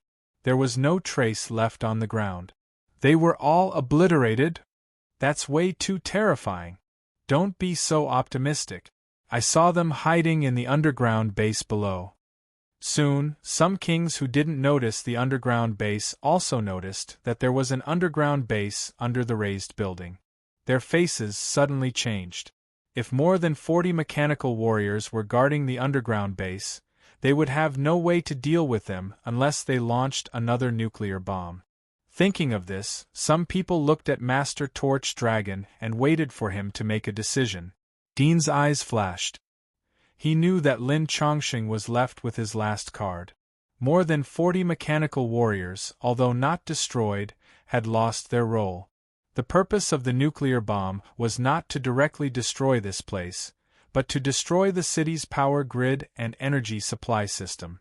Under the baptism of the nuclear bomb, the city's power grid was completely paralyzed. The nearby energy supply channels were also destroyed. The remaining energy supply channels were not enough to support so many mechanical warriors. This underground base was Lin Chongqing's nest and also his tortoise shell. Even if another nuclear bomb was launched, it would not be able to blow up this underground base.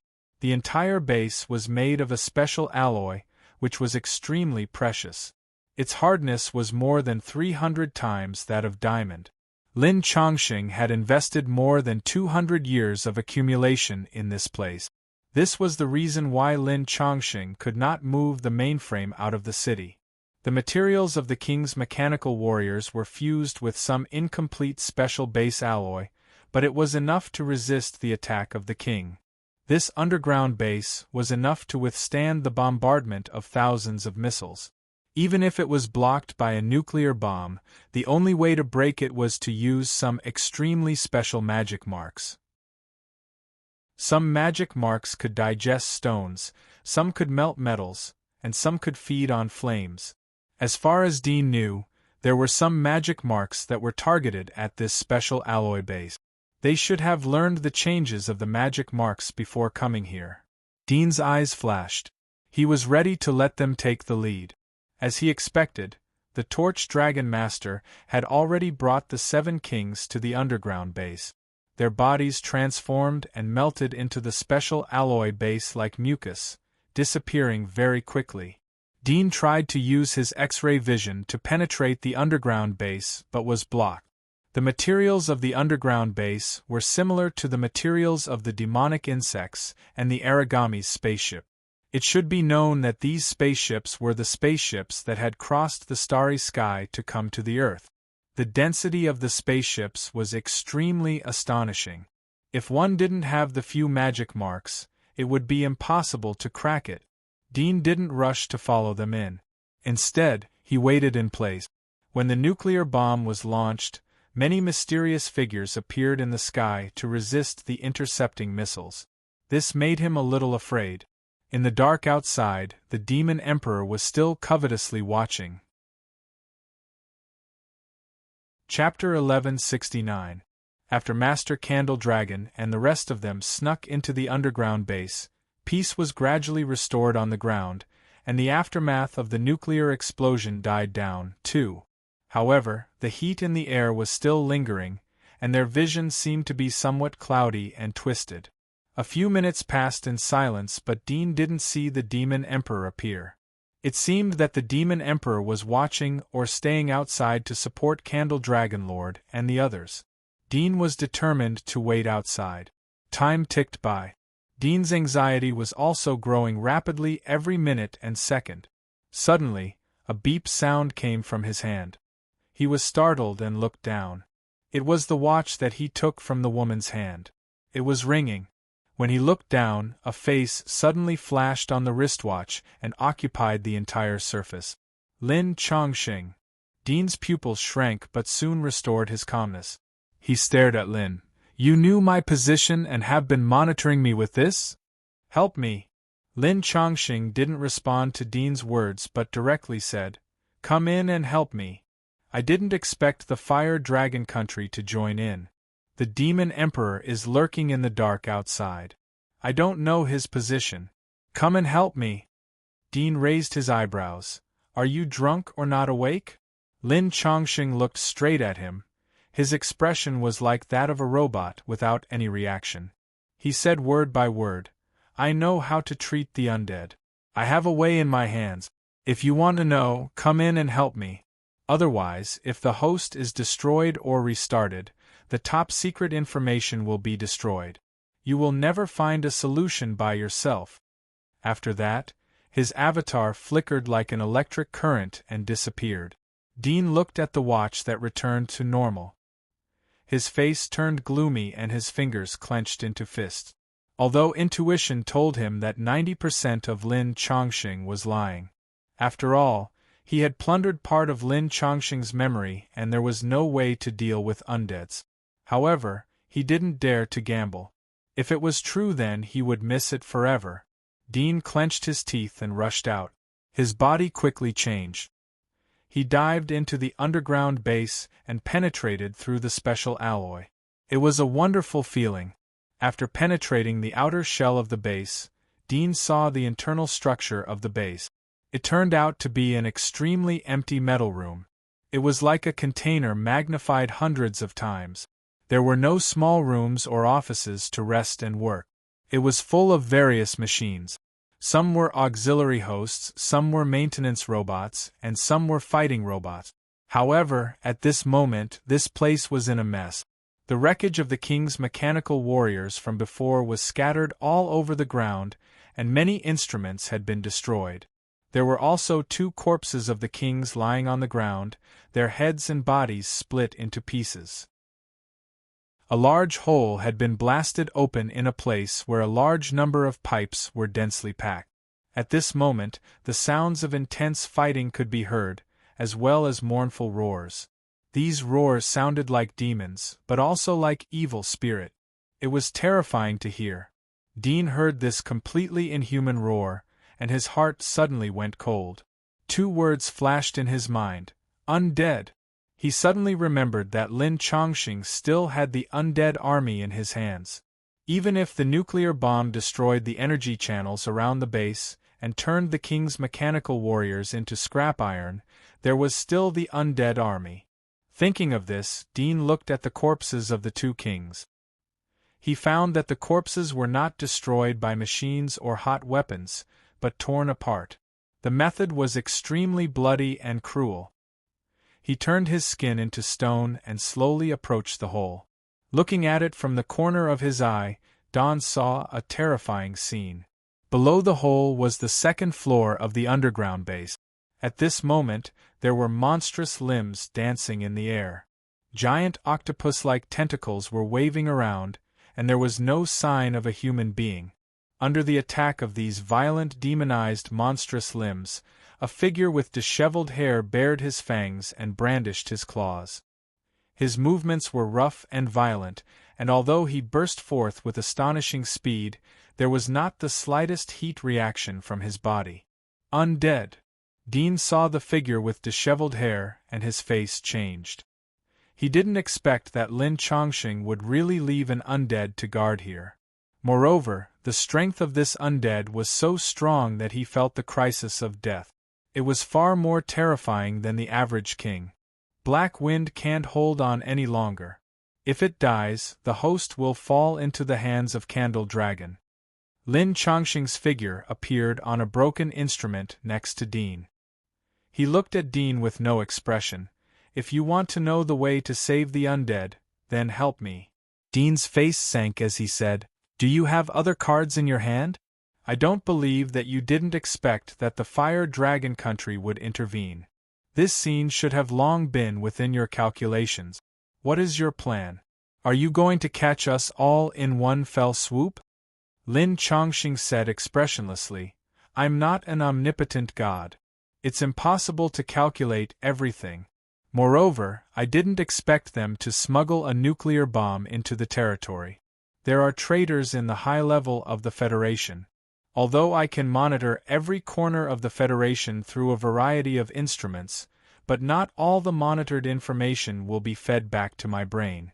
Otherwise, if I know everyone's secrets, my consciousness would have long been squeezed to death. It's hard to fathom people's minds. Even I can't see the thoughts in other people's hearts. Just like I couldn't see the thoughts in your heart. Dean sneered.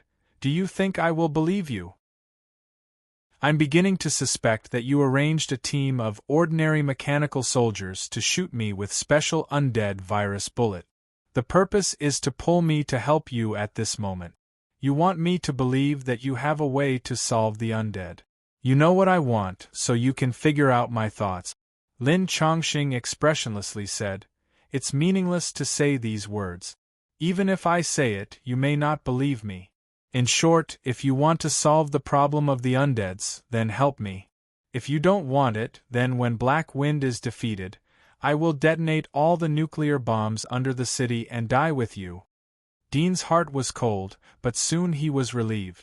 With his ability, as long as he rushed to the air in time and was not in the center of the explosion, he should be able to survive.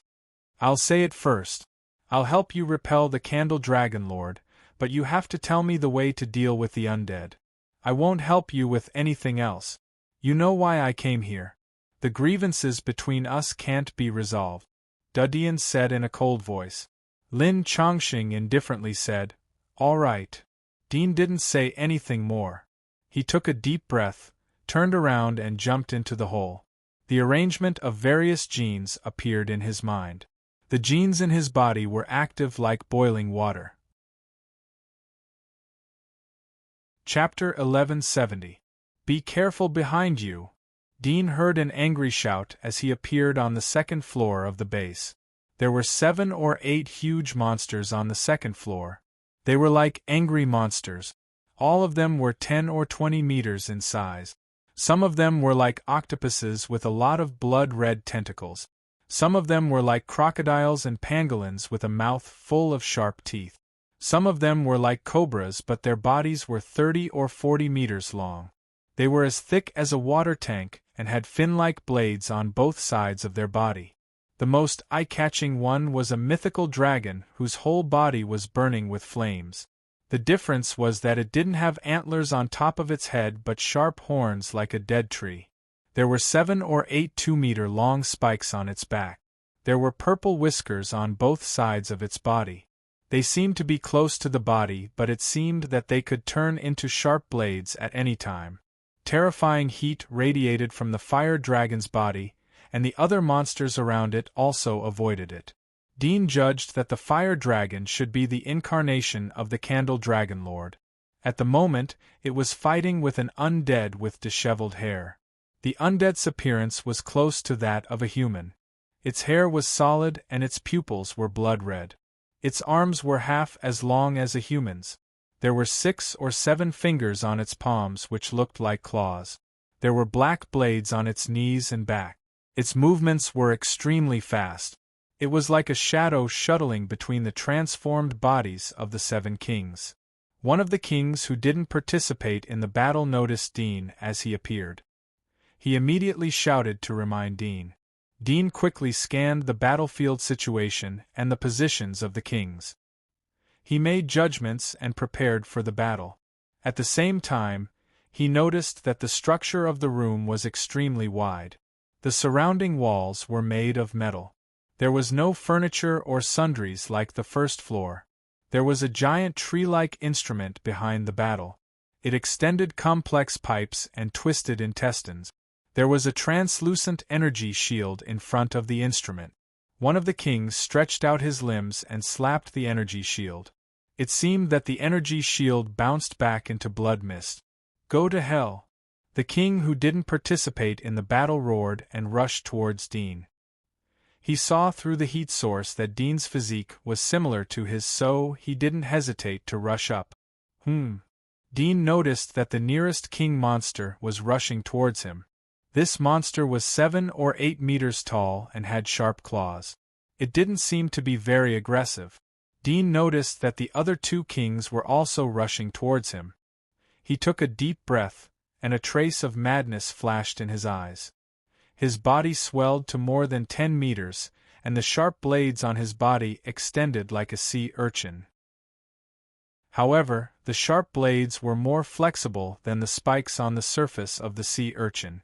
At this moment, he was waving his blades in a disorderly manner, but the latter's line of sight was blocked. "Die!" Dean roared in a low voice.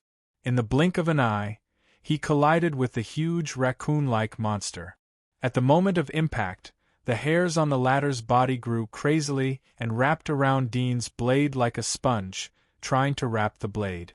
Dean felt that there were layers of obstacles on the blade. It seemed that there were innumerable strands of power pulling the blade, but the next moment, the pulling force suddenly disappeared. The high temperature attached to the blade burned all the puffy hair of the Raccoon King. Puff, puff, puff, puff. The blade cut into the body of the Raccoon King. Although it didn't directly cut off the body, the cuts were deep enough to see the bones. Just as Dean's blade hit the opponent, he suddenly felt a slight pain in his chest. He couldn't help but glance over and saw that there was a crack on his petrified chest. He didn't know when the attack had hit him. Whoosh! At the same time, the Raccoon King pulled back and landed in the distance. There was a bit of shock in his eyes. It seemed that he didn't expect Dean's attack to be so terrifying. It almost cut his body into several pieces. If he hadn't observed the genes of a 5-star legendary monster with extremely terrifying defense, and if he hadn't used his internal bones and flesh to construct the body of the 5-star legendary monster, then he would have been killed directly. What a terrifying blade! Fortunately, he has already been hit by my stinger. After I kill him, I can carefully observe the structure of his blade. The Raccoon King secretly calculated in his heart. His eyes had become a little fiery as he looked at Dean. In his eyes, Dean was already a dead man. The Raccoon King was best at using poison. Because of this, there was no place for him to use his skills in the face of the terrifying undead. After all, the undead virus in the opponent's body was the world's most insoluble and most terrifying poison. It was enough to obliterate and assimilate all venom and bacteria. Dean didn't feel that the wound was deep, so he didn't care. The attack power of the demonized monster wasn't strong, and his petrified body was relatively hard. Just as he was about to attack again, he suddenly felt that something was wrong. There was a burst of pain in his chest. It was only a short period of time from beginning to end. He quickly used his X-ray vision to look inside his body. What he saw shocked him. He saw that the inside of his petrified chest had turned black. The petrified body seemed to be moldy, and fine hair was growing out. This is poison? But my body is petrified. How could I be poisoned? Dean's heart was pounding. In this situation where he was outnumbered, if he was poisoned again, it was unknown whether he could survive. Moreover, the other 2 kings had already rushed over and launched an attack. He immediately used his sharp limbs to push himself away from the attacks of the 2 kings and retreated to the corner of the room. Facing the 2 kings who continued to rush over, Dean didn't have time to think about why his petrified body would turn black and be infected. Moreover, the black part was rapidly spreading at an extremely alarming speed. He fiercely clenched his teeth and used his X-ray vision to look into the depths of the black hairy substance. Suddenly, he saw countless black balls and particles spreading and splitting. At the same time, he split his attention into two. His entire body burned with raging flames, and he added them to his sharp blades, causing them to burn with flames. He quickly waved them around, creating a fire blade shield around his body, cutting off and burning the limbs of the two kings that were attacking him. The two kings screamed in pain and were somewhat horrified. They didn't expect Dean's strange blade limbs to be so terrifying. There was no hindrance in cutting their bodies. If their bodies were cut, wouldn't they be cut into two on the spot? While constantly waving the sharp blades to set up the fire shield, another part of Dean's mind was on the black hairy thing. In his eyes, the thing was constantly moving primitive changes, splitting, invading, swallowing. All these changes fell into his eyes. The structure of the monster was much more complex than the other demonized limbs, but the trajectory of the movement was repeated over and over again. Don't worry, he has been poisoned by me. Soon his whole body will be infected. Raccoon King climbed to the side of the other two kings who had rushed over to support. He looked at the fire blade shield in front of him with a leisurely look. The two kings next to him looked at each other and hesitated. They didn't have much confidence in the latter's poison, but Dean's sharp blades were too sharp and attached a terrifying flame temperature. They couldn't attack for a while unless they used some means to hurt themselves, but that was a bit not worth it. Moreover, they were still in the hinterland of the Federation. Who knew what dangers they would encounter? At this time, it was better to preserve their strength to deal with the unknown. At this time, an angry roar came from another place. They saw the Candle Dragon Lord and several other kings surrounding the horrifying undead, but only the flames on the Candle Dragon Lord's body could suppress the horrifying undead. The attacks of the other kings were easily avoided. In addition, the latter was only about 3 meters in size, nearly half the height of a normal human. But in front of the demonized bodies of the other kings, it seemed incomparably small, like a flexible mouse. This undead's fighting mentality is the same as a human's. Part of the attention of the Raccoon King and the other two kings was always on the Candle Dragon Lord and the horrifying undead. At this moment, they couldn't help but feel shocked when they saw that they couldn't attack for a long time. Especially the fighting methods of the undead. It was flexible and changeable, completely unlike the ordinary undead who only knew how to fight head-on. Poof! At this moment, one of the kings with blood-colored tentacles that looked like an octopus was suddenly seized by the horrifying undead. It hit the root of the blood-colored tentacle and directly sank into it, drilling into the king's body. The king suddenly screamed in horror. One of the blood-colored tentacles suddenly trembled violently and then bloomed like a flower bud. From it, a naked young man was thrown out and flew behind the Candle Dragon Lord. When the young man flew out, the giant octopus-like demonic body stopped moving. A cold light flashed in the eyes of the Candle Dragon Lord's demonized fire dragon. It suddenly spat out a large amount of flames, engulfing the empty demonic body. At the same time, it entangled the undead and waved its sharp claws to tear it apart. Boom! When the Candle Dragon Lord tore apart the main body of the empty demonic body, the horrifying undead drilled out of one of the inconspicuous tentacles. It turned and pounced on another king nearby, scaring the king into turning around and running away.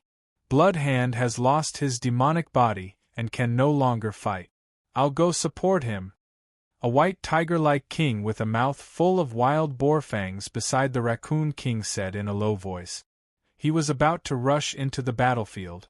Suddenly, the rapidly waving sharp blades in front of them slowly stopped. The flames dissipated, revealing Dean's body. Poison! The Raccoon King's eyes lit up when he noticed this scene. However, when he saw Dean's appearance, his face changed and he cried out, "How is this possible?" At this moment, the stony skin on Dean's chest had healed, and there was no sign of blackening around the wound.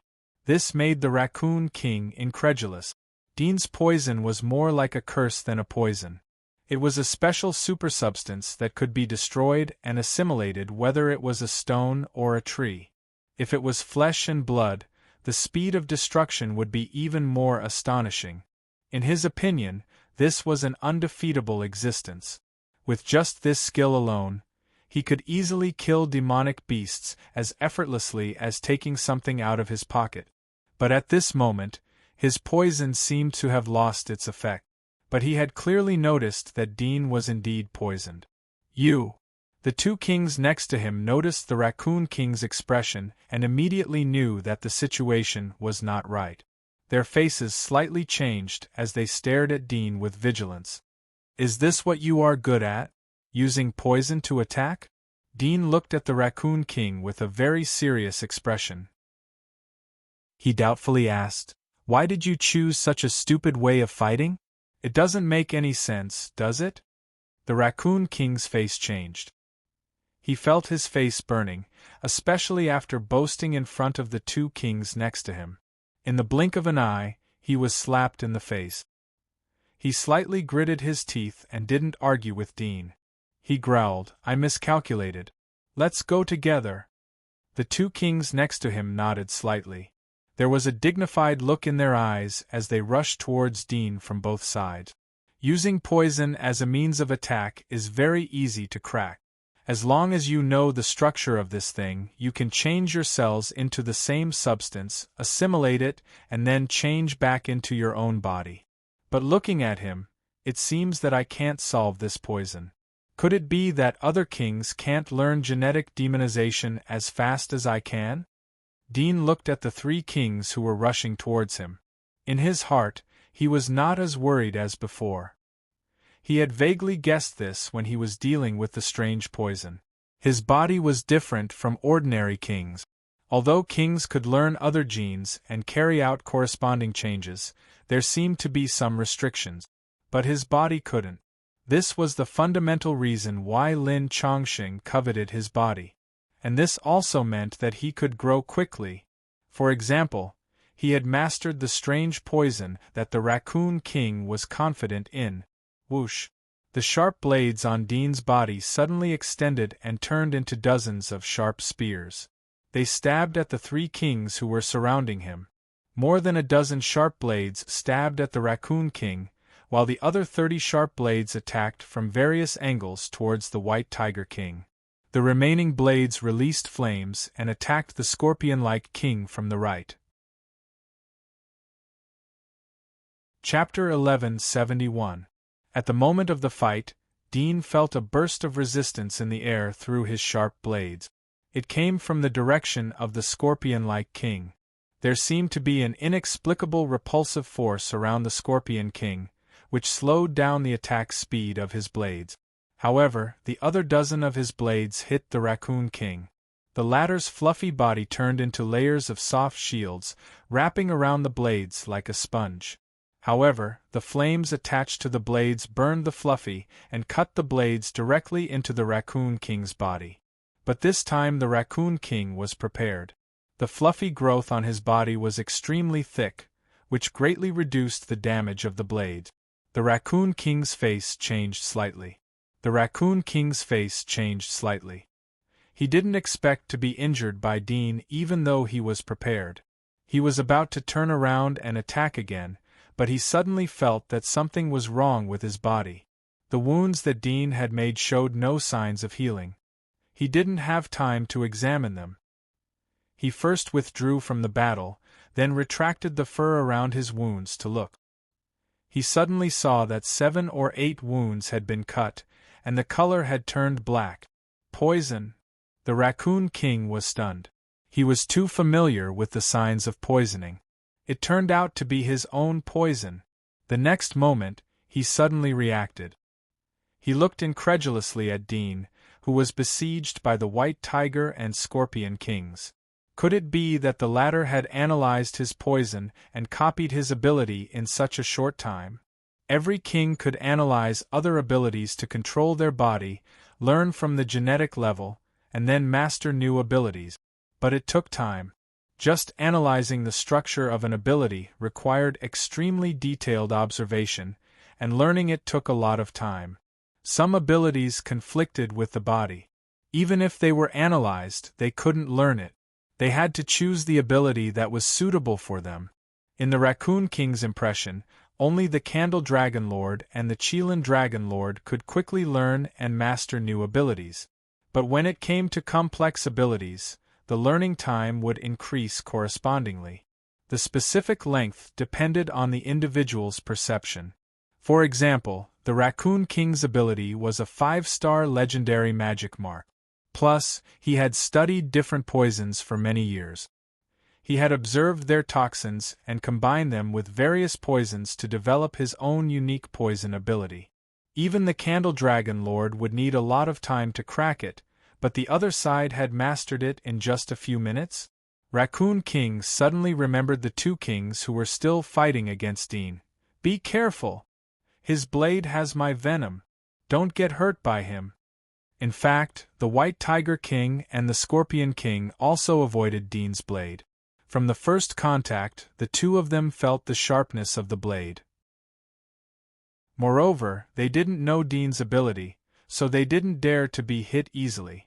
They had rich combat experience in their lives. Some people would smear the Walking Dead virus on their weapons. Even if the opponent was weaker than them, it could still be fatal. Therefore, they would never be careless. Like a lion fighting a rabbit, they would use all their strength. After the reminder, the Raccoon King saw that they had temporarily suppressed Dean, so he didn't think much about it. He quickly mobilized the genes in his body to assimilate the poison. Although the venom was terrible, it was his own poison after all, so it was basically ineffective against him. However, just as he was thinking about this, he suddenly realized that the genes he mobilized were unable to assimilate this part of the poison. In fact, the part of the venom he had transformed into was being melted by this part of the venom. How is this possible? The Raccoon King was stunned. He suspected that he had sensed wrongly. Once again, he transformed the tissues around the poisoned part into venom and assimilated it.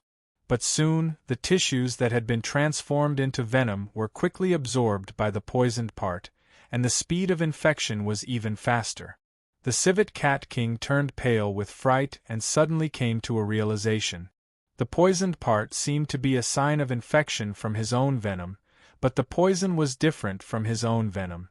Not only had his opponent broken through his venom, but he had also mixed in another venom composition, causing this venom to become even more potent than his own venom. Poison was his specialty, but at this moment he was being crushed by someone else's poison. The Raccoon King's face was ashen, but he was more afraid. He didn't have Dean's understanding and ability to quickly analyze the gene structure and learn how to copy it. Moreover, he knew the horror of his venom. Even if he cut off this part of the flesh, it would be useless. The venom had already invaded the whole body through the blood, but it was dormant everywhere. Do I have to abandon this body? Damn it! Damn it! Raccoon King's expression kept changing. In the end, he gritted his teeth and growled. All the fur on his body contracted, and his forehead cracked open. Pink, fleshy worm crawled out. This worm was as thick as a baby's arm and was 2 to 3 meters long. Even with Raccoon King's huge demonized head, he could only barely accommodate the worm's body. There was a thin mucous membrane outside the worm's body. It was like a slippery liquid. After the worm crawled out, the mucus on its body also fell off. After it fell to the ground, its body twisted a few times, and sweat-like mucus overflowed from its body to form a protective film. I can't intervene in this battle anymore. I can only leave it to them. I hope they can completely strangle this ice demon embryo. The pink worm turned its head and glanced at the battle in the direction of Candle Dragon Lord. It looked at the besieged Dean. There was a trace of unwillingness in its eyes. It twisted its body and merged into the metal wall. It left the underground base and came to the surface. There's still that damn desolate magic puppet in the dark. I don't have a body, so I have to leave quickly. After the pink worm appeared on the ground, 4 narrow cracks appeared on its head. There were blood-red eyes inside. The pink worm vigilantly scanned the surroundings. After seeing that there was no danger, it immediately rushed towards one of the cracks. Suddenly, a gust of wind swept over and swept up the pink devil bug that was speeding away. A slender and pale hand strangled the pink devil bug. The owner of the hand was wearing a black robe with dark gold trimmings and a huge hood. His face was hidden in the shadows, but the tip of his nose was extremely white. "Flameworm, where are you going? Why did you abandon your body?" The black-robed man's voice was soft, and there was a hint of ridicule in it. The pink worm was so scared that its 4 eyes widened and it screamed, "Let me go, and let Candle Dragon Lord know that you violated the agreement. He will definitely start a war with your devil kingdom. It's fine as long as he doesn't know." The black-robed man gently smiled and pulled down the hood on his head, revealing an incomparably handsome face with a hint of melancholy. This face was impeccably handsome and perfect. At this moment, there was a smile at the corner of his mouth. He suddenly opened his mouth, and in an instant, his mouth was half a meter wide. His originally beautiful white teeth, in an instant, turned into a mouth full of ferocious, sharp teeth. Chapter 1172. In a corner of the second floor of the base, Dean noticed that the Raccoon King had withdrawn from the battle circle, so he didn't pay attention to it. He focused on dealing with the White Tiger King and the Scorpion King. His sharp blade attack was close to the White Tiger King, but it passed through its body without touching anything. It seemed that the White Tiger King was just a phantom, but the fierce attack and killing intent was by no means illusory. It was the first time that Dean had encountered such a strange ability. It could be said that it was the first time that he had fought against a king on the second floor of the base. Whether it was the Raccoon King's strange poison or the White Tiger King's strange illusory ability, he had never heard of it before. It was extremely rare even among the 5-star legendary monsters. Moreover, it had become unique after the king's in-depth study and improvement. The White Tiger King jumped in front of Dean.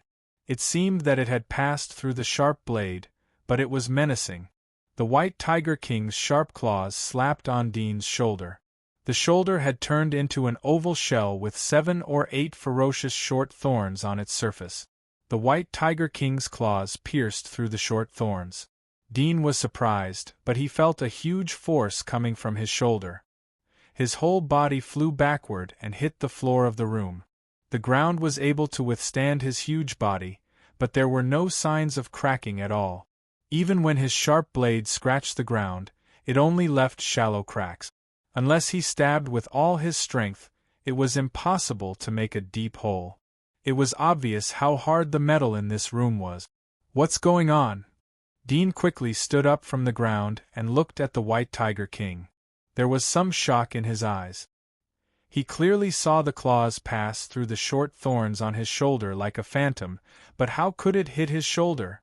Moreover, the White Tiger King's strength was extremely fierce. He felt that it could crush him in terms of brute force. Whether it was Splitter, Sun Beast, Turtle Shell, Poison Queen, or other magic marks, none of them were power-type magic marks. Sun Beast was a long-range energy-type soul worm, Splitter was an extreme attack type, an agile assassin type, and the rest were either defensive type, perceptive type, or poison type. The only thing lacking was a powerful power-type soul worm. He suddenly found that his strength was about half of that of the other kings. The White Tiger King's eyes flashed with a dignified look as he saw Dean quickly climb up. His attack was not a trivial matter as it directly penetrated the surface of Dean's shoulder and hit his flesh. It could be said that it could ignore all defenses.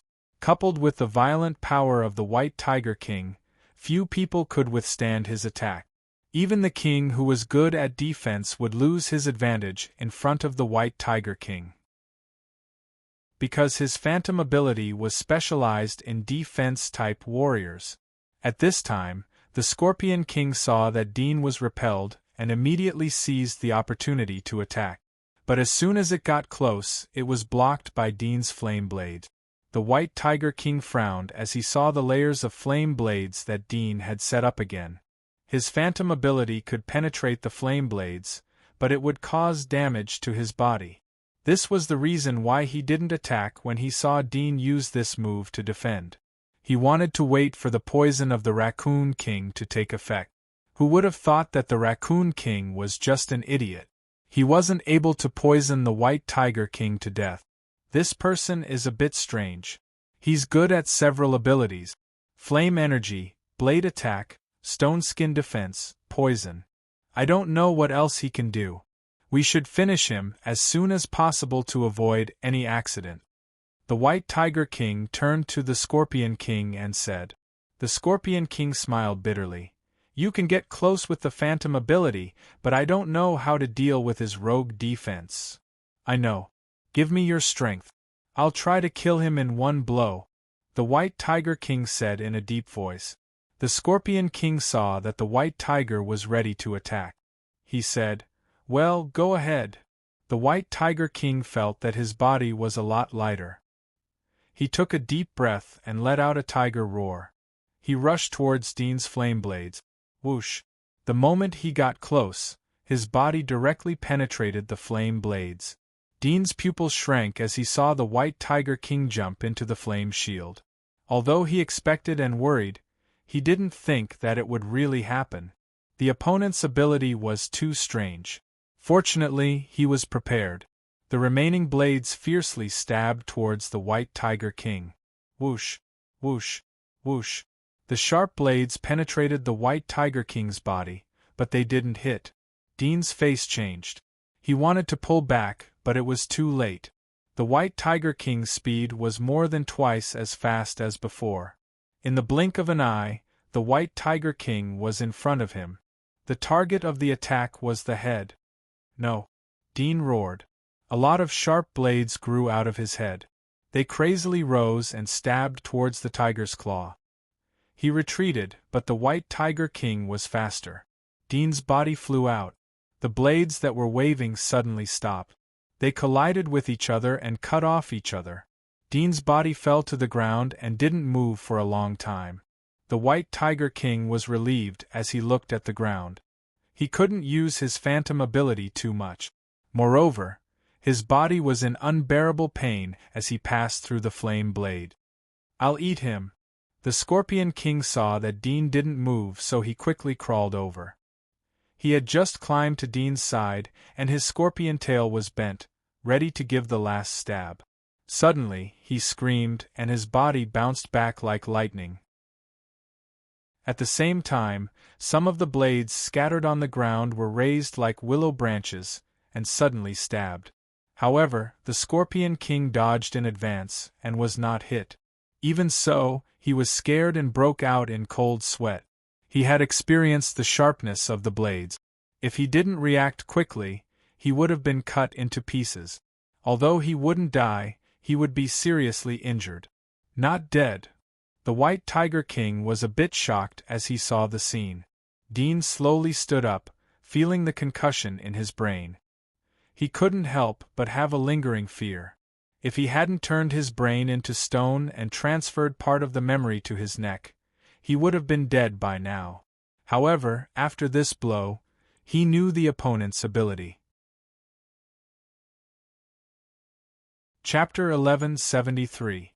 Do you think you are very powerful because I didn't kill you? White Tiger King sneered at Dean's provocation, but his heart slowly sank. He knew that Dean had guessed the characteristics of his ability. Moreover, Dean had mastered energy ability. If he used energy ability as a defense, then the next attack would be very difficult. The corner of Dean's mouth curved into a smile. His whole body suddenly burned with raging flames. He was like dry firewood under a bonfire, curled up in the flames. The strong fire covered his body thickly. White Tiger King's face sank as he saw this. He took a deep breath and said to the Scorpion King, "He has seen through my ability. I will leave the rest to you." The Scorpion King nodded. He had some understanding of White Tiger King's ability. He knew that White Tiger King wasn't deliberately hiding his strength. Generally speaking, a king could defeat another king, but it was very difficult to kill one. Moreover, the Scorpion King felt that White Tiger King was a bit strange. He had a variety of different abilities. If White Tiger King focused on defense, then they would be helpless for a while. Dean looked at the Scorpion King next to him. The strange force field around the Scorpion King's body made him vigilant. He secretly turned his skin and bones into stone. Then he tried to decompose the genes on a sharp blade, just like White Tiger King's illusion ability. Dean didn't see any clues when White Tiger King attacked several times. But when he finally understood the ability of the White Tiger King, he knew that it was difficult to see the special ability of the White Tiger King. He couldn't even see whether the White Tiger King used his ability or not. The gap was too short to capture. At the moment of attack, the genes of the whole body are separated like water. Dean's eyes flashed. This time he couldn't use his X-ray vision to observe the genes. He could only try to understand the composition of the opponent's ability. When science entered the quantum field, it had been proved that whether it was human or other creatures, they weren't actually a whole. It was like a person made of sand. It seemed to be a whole body, but it was composed of countless sand grains. There were naturally gaps in it. But humans didn't turn into sand because of the biological magnetic field in their bodies. Dean was glad that he was a modern person, so he was able to quickly think of the particularity and structure of the White Tiger's ability.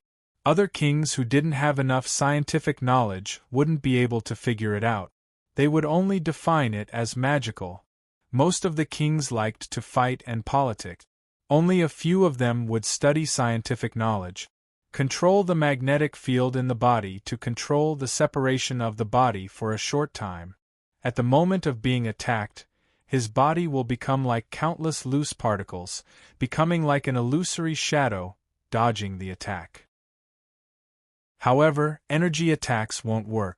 Flames can burn everything big and small, even water can be burned dry, and no matter how sharp a knife is, it can't cut through water.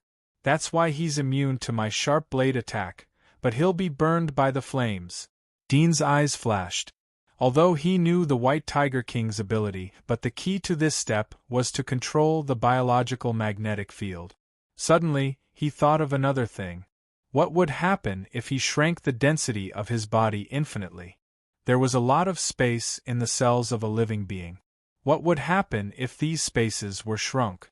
Would the body become smaller? This was for sure. But in addition to the body becoming smaller, what difference would there be? Thinking of this, Dean was eager to try. For a king, the ability was a kind of potential development of the body. The ability was ever-changing, but it all originated from the body. Developing the body was equal to developing the ability. Dean did it. While protecting himself with the flame, he controlled the sharp blades to set up a round shield. Then he controlled several sharp blades to feel the tiny units in the sharp blade. Then he felt the force field between these tiny units. It didn't take too much time. Just like raising his hand, he quickly felt the force field between the tiny units in the sharp blade. However, when he wanted to control this force field, he found it extremely difficult. First of all, controlling these tiny units made him feel like he couldn't exert any strength. It was like an ordinary person controlling their ears. He felt like his strength couldn't be transmitted to them at all. The sharp blades don't have my nerves. It's too difficult to control them. Let's try my arm. Dean gave up continuing to control the sharp blades. Instead, he felt the tiny units and the force field on his arm. This time, the speed was faster. He immediately felt the countless tiny cells on his arm moving slowly. He tried to control some of these cells and soon controlled their actions. Dean's eyes lit up. He slowly tried to control the force field on his arm. After 2 minutes, he slowly controlled the force field to separate a gap in the middle of his arm. He used a sharp blade on his back to cut down and aimed at the gap in the force field on his arm. He saw that the sharp blade went into the gap, but there was no feeling of touching an object. There was also no blood. Success. Dean was a little surprised. He pulled out the sharp blade and saw that there was no change in his arm. There seemed to be no crack, but only he could feel that a part of the force field in the middle was separated. Sure enough, his ability is like this. Dean was a little excited. He tried to control all parts of his body. After 4 or 5 minutes, he could separate the force field on his feet, chest, neck, and other parts, including his head. But after the force field of the brain was separated, his thoughts would fall into a moment of confusion, as if his reaction was suddenly slow. After repeated attempts, Dean's excitement gradually faded. Although he mastered the ability of the White Tiger King in less than 10 minutes, he found that it was very difficult to use it as skillfully as the White Tiger King. He needed a lot of time to practice. His current fastest speed was more than 30 seconds to separate a part of the force field. But the White Tiger King was able to separate the force field in less than 0.01 seconds, and the whole body was separated at the same time. He can penetrate into my body while separating the force field. There must be a way. Dean fell into thought. The ability of the White Tiger King was not as easy to copy as that of the Raccoon King. It needed to be studied and a lot of time to practice. He thought for a moment without any results, so he temporarily stopped thinking about it. Instead, he thought about the previous idea of compressing the space in his body. He immediately tried to shrink the space between the cells, so that the cell membrane tightly wrapped around the nucleus. Chapter 1174. The smaller the body, the bigger the world. In Dean's line of sight, the size of the White Tiger King and the Scorpion King was constantly growing. The vast metal room was also enlarging. He felt that his body had shrunk to twice its original size. Then he stopped compressing his body. He found that the force field inside his body had become more solid. It was more difficult to separate the force field. But the splitting blade that extended out of his body didn't shrink because the structure of the blade wasn't a body cell. Plus the neurons inside were weak. There seems to be no change. Dean tried to move forward, but he didn't feel any difference. The White Tiger King and the Scorpion King, who were outside the fire shield, thought that Dean was going to take the initiative to attack. They slowly retreated and waited for Dean to exhaust himself or reveal a flaw. "What are you doing?" At this time, a figure rushed over. It was a snake monster with a human head and many arms. There were incomplete wings on its back. At the moment, the end of its tail was twisting and peeling off a layer of broken skin. "Be careful, this person's ability is strange and changeable," the Scorpion King warned. The snake monster looked at the fire shield. Its vertical pupils seemed to penetrate through the flame to see Dean. It was surprised when it saw Dean's body. It was about to open its mouth. Suddenly there was a burst of roar from the distance. It was the hoarse roar of the undead. The snake monster turned its head and looked. Its face slightly changed. It immediately said to the other two, "Kill him immediately. The Candle Dragon King can only contain the undead. We need to kill it." The White Tiger King and the Scorpion King turned their heads to look at the battlefield in front of the mainframe. They found that there were 2 kings who had abandoned their demonic bodies. Their demonic bodies were resurrected like puppets. They showed far more violent fighting power than before. They were besieging the Candle Dragon King. Damn! The White Tiger King's face was ugly. He turned his head to look at the fire shield that was slowly approaching. There was a trace of cruelty in his eyes. He rushed over. The moment he got close to the fire shield, his body suddenly turned illusory. Huh! Dean knew that White Tiger King was going to use the same trick again. He sneered in his heart. The flames on the blade shrank and the temperature dropped in an instant. The Sun Beast could control heat, and the change in temperature allowed it to control flames and ice. At this moment it was rapidly absorbing heat. The flames disappeared, and the temperature dropped to -100 degrees Celsius. Furthermore, it was still rapidly absorbing heat. In theory, it could control its sharp blade to add an absolute zero cold domain. However, it was very difficult to do it to such an extent. It was like a normal person lifting a 200-pound boulder. Whoosh! The White Tiger King's figure passed through the sharp blades, but the cold air that emerged from the blades enveloped the White Tiger King's body. In the next moment, more sharp blades followed. The White Tiger King's pupils constricted, and its face was full of shock. It hurriedly tried to separate its body to escape, but it discovered that the cells in its body had been frozen by the cold air, and its movements had become sluggish. The speed at which it could control its body had clearly become slower. No!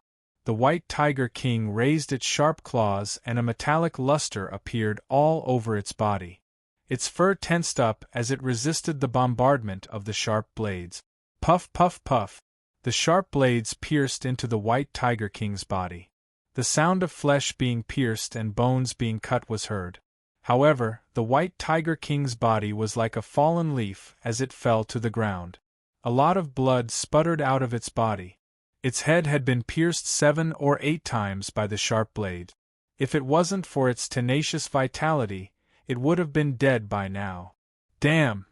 Seeing this scene, the Scorpion King and Snake King's expressions changed, and they were both shocked and furious. They quickly rushed up and blocked the incoming blades and dragged the White Tiger King back. Even so, the Scorpion King's body was pierced by 4 or 5 sharp blades. The Snake King's tail was cut in 2. The cut surface was neat, but the pain of the cut made it grit its teeth. What is this thing? How can it be so sharp? The Snake King dragged the White Tiger King, who was bleeding all over his body. He was surprised and angry as he looked at the distant Dean. Although the White Tiger King's attack was very sharp, he didn't think that his strengthened scales would be unable to resist it. It must be known that the Snake King's scales could resist missiles and even bounce off laser weapons and bullets. The surface of the scales was unusually smooth. Ordinary blades and claws would slide off when they hit it. The Snake King had played the snake's scales to the extreme. He didn't expect that it would be cut off by Dean's sharp blade. It was simply terrifying. In fact, even Dean himself didn't realize that he had played the splitter's blade to the extreme. The sharpness of the blade had been strengthened to the extreme. It was beyond the level of a 3-star legendary monster. Quick, let go of him! The Scorpion King screamed. The Snake King looked down and was aghast. He quickly let go of the White Tiger King. He saw that the wounds on the White Tiger King's body hadn't healed. The blood that was flowing out of his body had turned from bright red to black. It exuded an extremely unpleasant stench. The White Tiger King's snow-white fur had been dyed black. In just a few breaths, the black had spread to his whole body. Is the blade poisonous? The Snake King screamed and quickly swam away from the White Tiger King. He suddenly remembered that he had been stabbed by the blade. His face turned ugly. His arm suddenly turned into a scimitar and fiercely chopped at the place where the White Tiger King's tail was cut off. Blood gushed out of the cut, but soon his muscles tightened to stop the bleeding. He saw that the red flesh inside the cut-off part of the tail had black spots that quickly expanded. If he had been a little bit slower then, he would have cut off more of the snake's body. He broke out in a cold sweat. If it wasn't for his habit of separating the flesh and blood around the wound from his body, the poison would have flowed through his body along with his blood. Thinking of this, he looked at the Scorpion King next to him. He saw that the Scorpion King had already removed its shell. He couldn't help but let out a sigh of relief. At the same time, he sullenly said, "He has such a terrifying poison. Why didn't you say so earlier? I also didn't expect that he could suddenly injure the Mirage King." The Scorpion King smiled bitterly. At this time, the forehead of the White Tiger King on the ground cracked open, and an insect covered in flames crawled out. Some of the flames were black, and as soon as the insect crawled out, it bounced to the side. Suddenly, its body shook violently, and in the next moment, one end of the flame insect broke open, and an even smaller flame insect crawled out.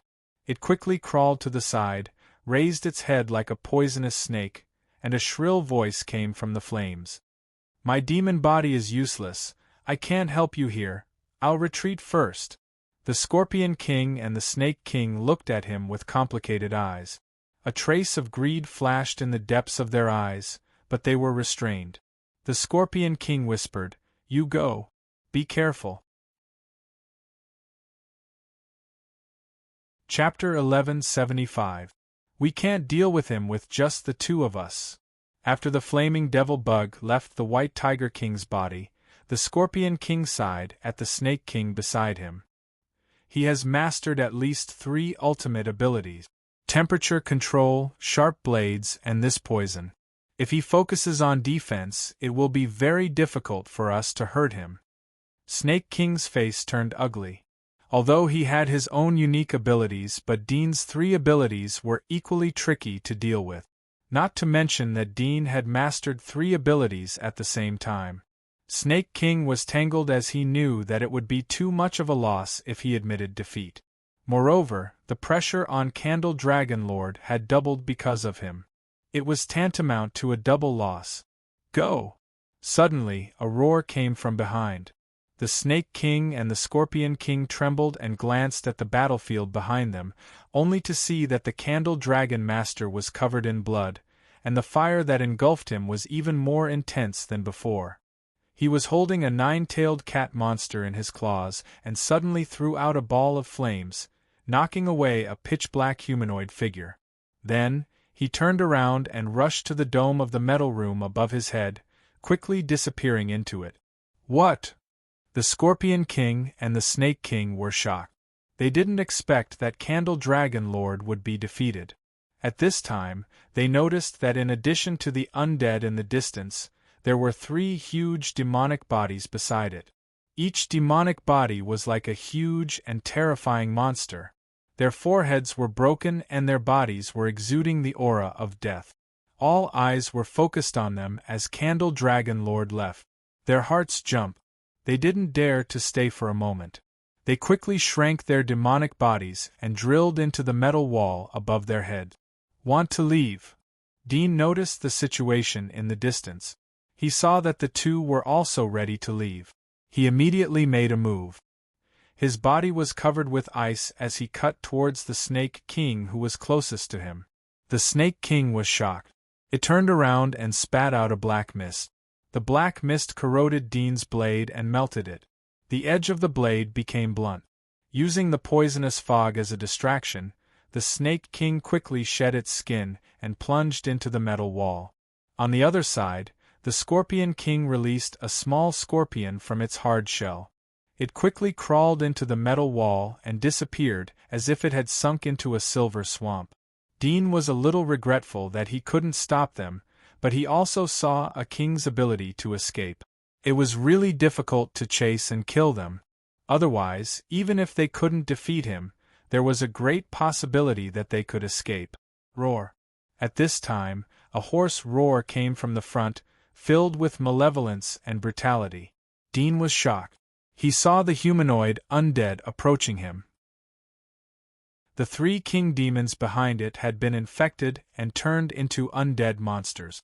Their pupils exuded a bloodthirsty color, and their bodies had the rotten smell of the undead. Lin Chongqing. Dean took a deep breath. "I know you can control it, but don't forget that I can too. You said that if I helped you drive away Candle Dragon Lord, you would tell me how to deal with the undead. Now that Candle Dragon Lord has left, it's time for you to fulfill your promise." The terrifying undead suddenly stopped as he spoke. Its hideous face was still staring at Dean. It seemed that it was restraining something.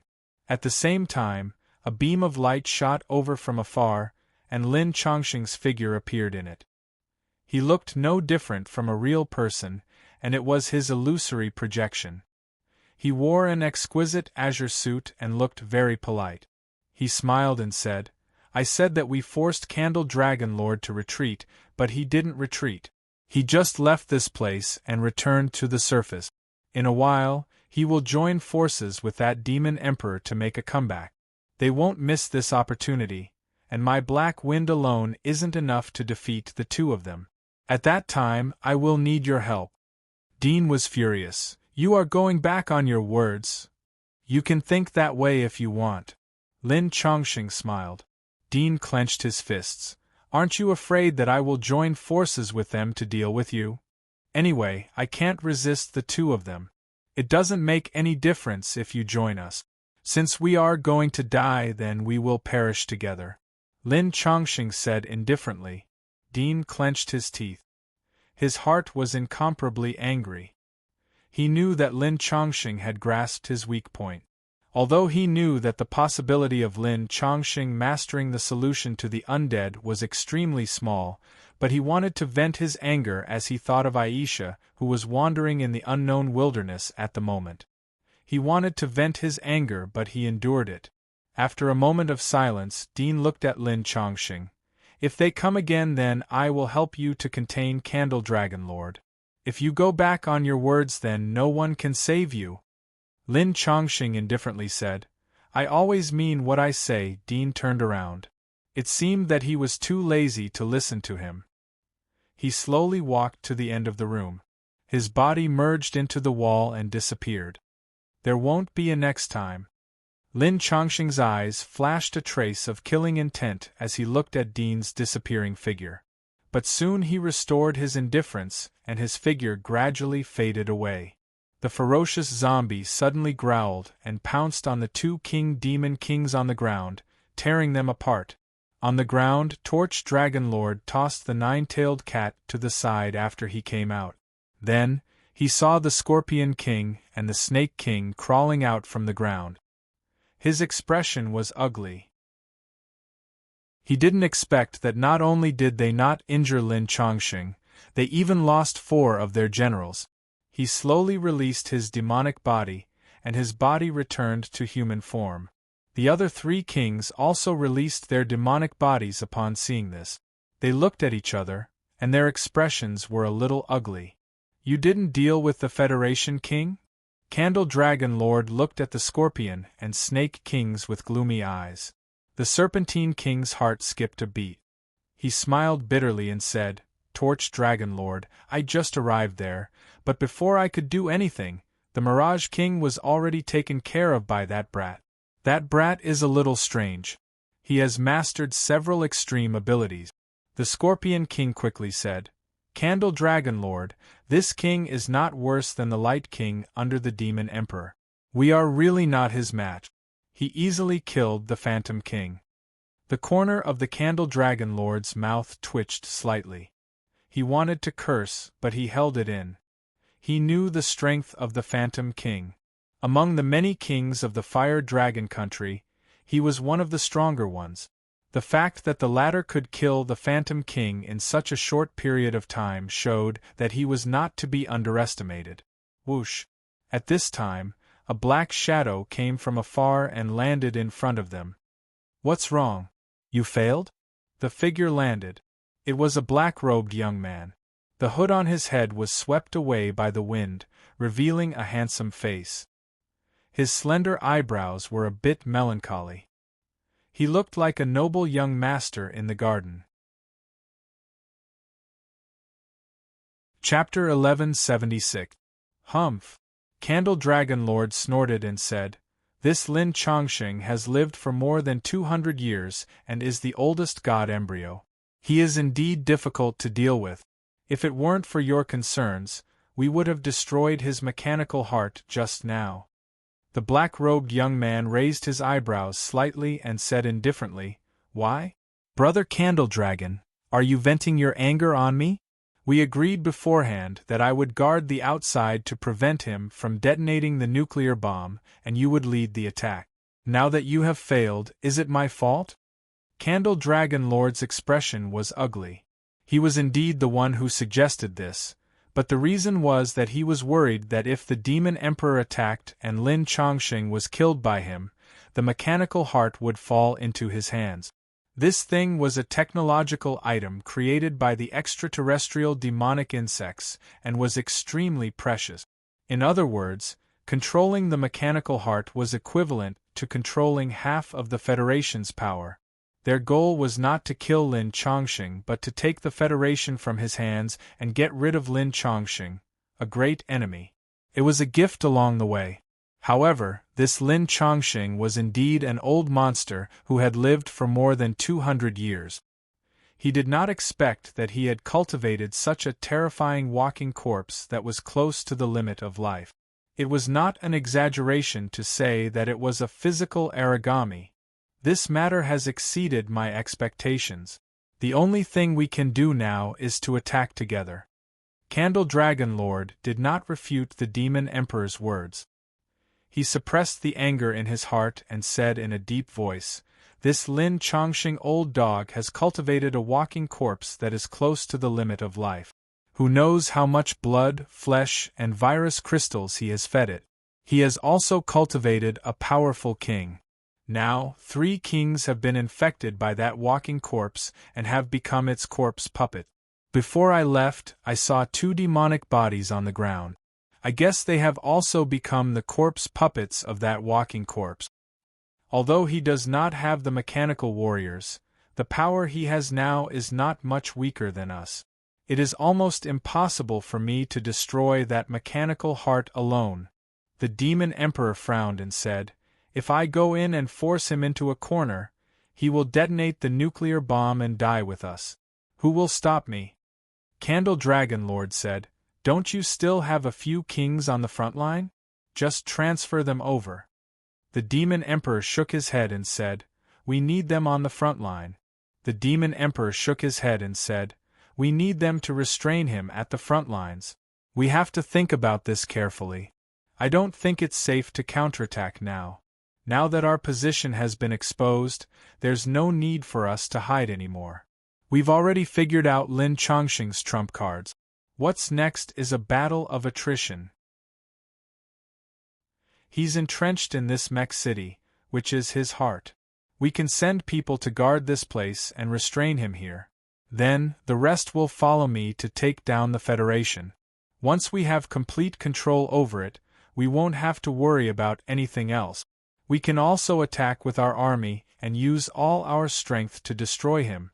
Candle Dragon Lord thought for a moment and said, "Then you. Who will stay here, and who will you?" The Demon Emperor said indifferently, "In my opinion, Brother Candle Dragon has fought with that zombie and has experience in dealing with it. Staying here is the most suitable. I can go and reclaim the Federation. After unifying the Federation, the Alliance army will come to help." Candle Dragon Lord sneered and said, "According to what you said, doesn't that mean I will be your guard and hold Lin Chongqing back? Then, you can swallow the Federation and take all the fruits of your labor for nothing?" The Demon Emperor raised his brows and said, "That is not what I mean. After the Federation is reclaimed, we will follow the previous rules and split it 50-50. Moreover, the Federation's true power is the mechanical heart. That thing is in Lin Chongqing's hands. You will guard the mechanical heart. Are you afraid that the entire Federation will fall into my hands? Although the mechanical heart is powerful, it is still a dead machine. You have reclaimed the Federation with billions of citizens. If you integrate them into the civilians of your empire, it will be enough to bring you benefits no less than the mechanical heart." Candle Dragon Lord said coldly, "I will go and reclaim the Federation. You stay here and hold Lin Chongqing back. If you are unwilling, then forget it. I have already helped once. I have done my part." The Demon Emperor frowned and was silent for a moment. He nodded and said, "All right, then I will stay here and guard this old dog." Seeing that he had agreed, Candle Dragon Lord secretly heaved a sigh of relief and said, "Since that is the case, there is no time to lose. I will leave first. Send a message to your subordinates to avoid any misunderstandings."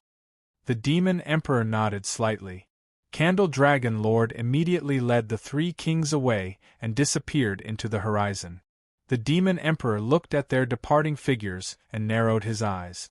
A cold glint flashed in his eyes as he turned back to look at the underground base. A zombie that has evolved to the limits of its physical body? If I eat it, I wonder to what extent I will evolve. Perhaps I can reach the height of my father? In another corner of the underground base, a black shadow emerged from the metal floor. It was like a shadow that was elongated when sunlight shone on an object on the ground. It was extremely well hidden. There was no heat source, smell, or sound. Two dark golden pupils suddenly emerged from the dark shadow and scanned the surroundings. In the blink of an eye, it was thousands of meters away from the place. It went straight all the way. The surrounding ground was empty and there were no buildings to hide. Most of them had been razed to the ground by the nuclear bomb. The ground was still hot and cracked. Dean saw the broken buildings after a dozen miles. They were twisted and crumbling in the high temperature. The empty windows were like the eye sockets of a skeleton. It was full of silence. Dean went forward for another dozen miles and came to a dilapidated supermarket building to hide.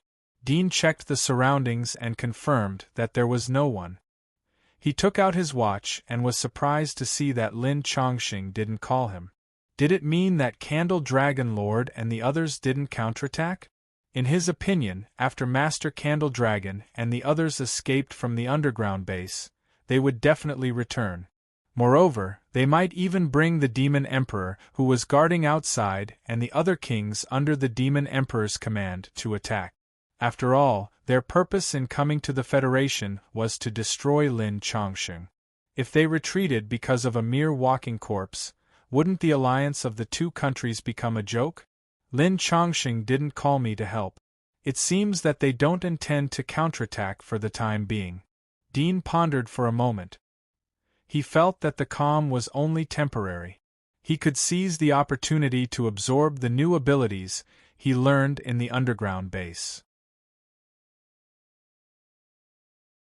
Chapter 1177. Although the devil and the two dragon lords had divine physiques and could evolve quickly and learn new abilities, but there was a difference in strength between them. The more abilities one grasped, the higher the pinnacle, the closer one's body would be to perfection, and the closer one would be to an omnipotent god. However, no matter how deep the accumulation of the devil and the two dragon lords was, they were far less than Lin Chongqing. With Lin Chongqing's IQ and the knowledge he learned from the Cortex Prime for more than 200 years, he would be able to evolve countless abilities once he got the divine physique. His knowledge reserves were far beyond anyone in the world. If Dean didn't have a heart defect, then Lin Chongqing's consciousness would have developed his body to the level of a god. He would have become the first person in the world. And this was also the reason why the Demon Emperor and the two Dragon Masters didn't ally with Lin Chongqing and instead joined forces with each other. Among them, Lin Chongqing posed the greatest threat and was difficult to match. Unfortunately, when I defeated Lin Chongqing's consciousness, I didn't know that my body had such a rapid evolution characteristic. His consciousness also didn't have the thought of developing the various abilities of my body in advance. Otherwise, with his thoughts reminding me, I would have realized it as well. Presumably, to him, obtaining my body was the most important step. As for how to develop it, he didn't even need to think about it. Right now, his memories are gradually settling down, and I have forgotten quite a lot of them and have sunk into the depths of my mind. If I could obtain Crimson Moon's ability and flip through my own memories, I would be able to completely dig out his memories and use the advanced knowledge in his memories to stimulate all kinds of potential in my body. But right now, I can only use the knowledge that I remember to stimulate my body. Dean controlled his body to familiarize himself with the phantom ability of the White Tiger King while recalling Lin Chongqing's memories. Genetic energy storage, cell fusion reactor, a large amount of advanced knowledge emerged in Dean's mind. All of them came from Lin Chongqing's biological research. Terrace Consortium and Locke Consortium focused on the mystery of undead and monsters' body. No matter which one belonged to the biological category, they had a thorough understanding of the biological structure. All of these research data were stored in the host computer and also in Lin Chongqing's brain. Although the biological knowledge in Lin Chongqing's consciousness was incomplete, but there was still some complete knowledge. Some of them were missing due to forgetting, but the rest was still rich enough for Dean to study for a while. Split brain cells, split personality. Dean used Lin Chongqing's knowledge to split the cavernous body in his mind. He copied the memory into two parts. Soon, a head grew from his shoulder. But the structure of the head was rough. It had simple eyes, nose and ears. There were no eyebrows. The skin color was very strange. It was yellowish like his skin. At this moment, the mouth opened and a sharp voice came out. "It's a success!"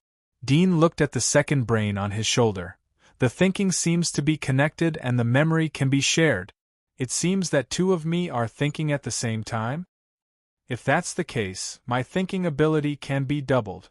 The second brain on his shoulder took over the conversation, but its voice was shrill, as if its vocal cords were not fully developed. Dean didn't carefully construct the second brain. After all, he would have to take it back into his body. It was impossible to use two heads to wander around all the time. The three-headed and six-armed deity in ancient myths was just a figment of the ancients' imagination. I didn't expect that after the cataclysm, by relying on evolution and the control of genes, one could really achieve this step. In fact, it's far beyond this, Dean murmured. He felt that his body was becoming less and less like a human's. He felt that he was gradually turning into a monster when he entered the demonic body. But now he had a deeper understanding and control of genes. He felt that he was getting closer and closer to God. The Bible said that God had no face, no body, no image.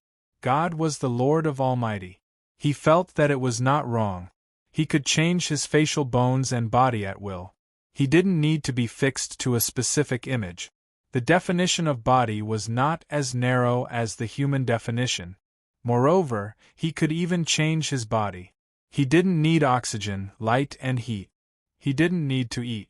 He could regrow his fingers like the ice worm. He could survive in any harsh environment. It is said that God is omnipotent. My current body is close to that of God.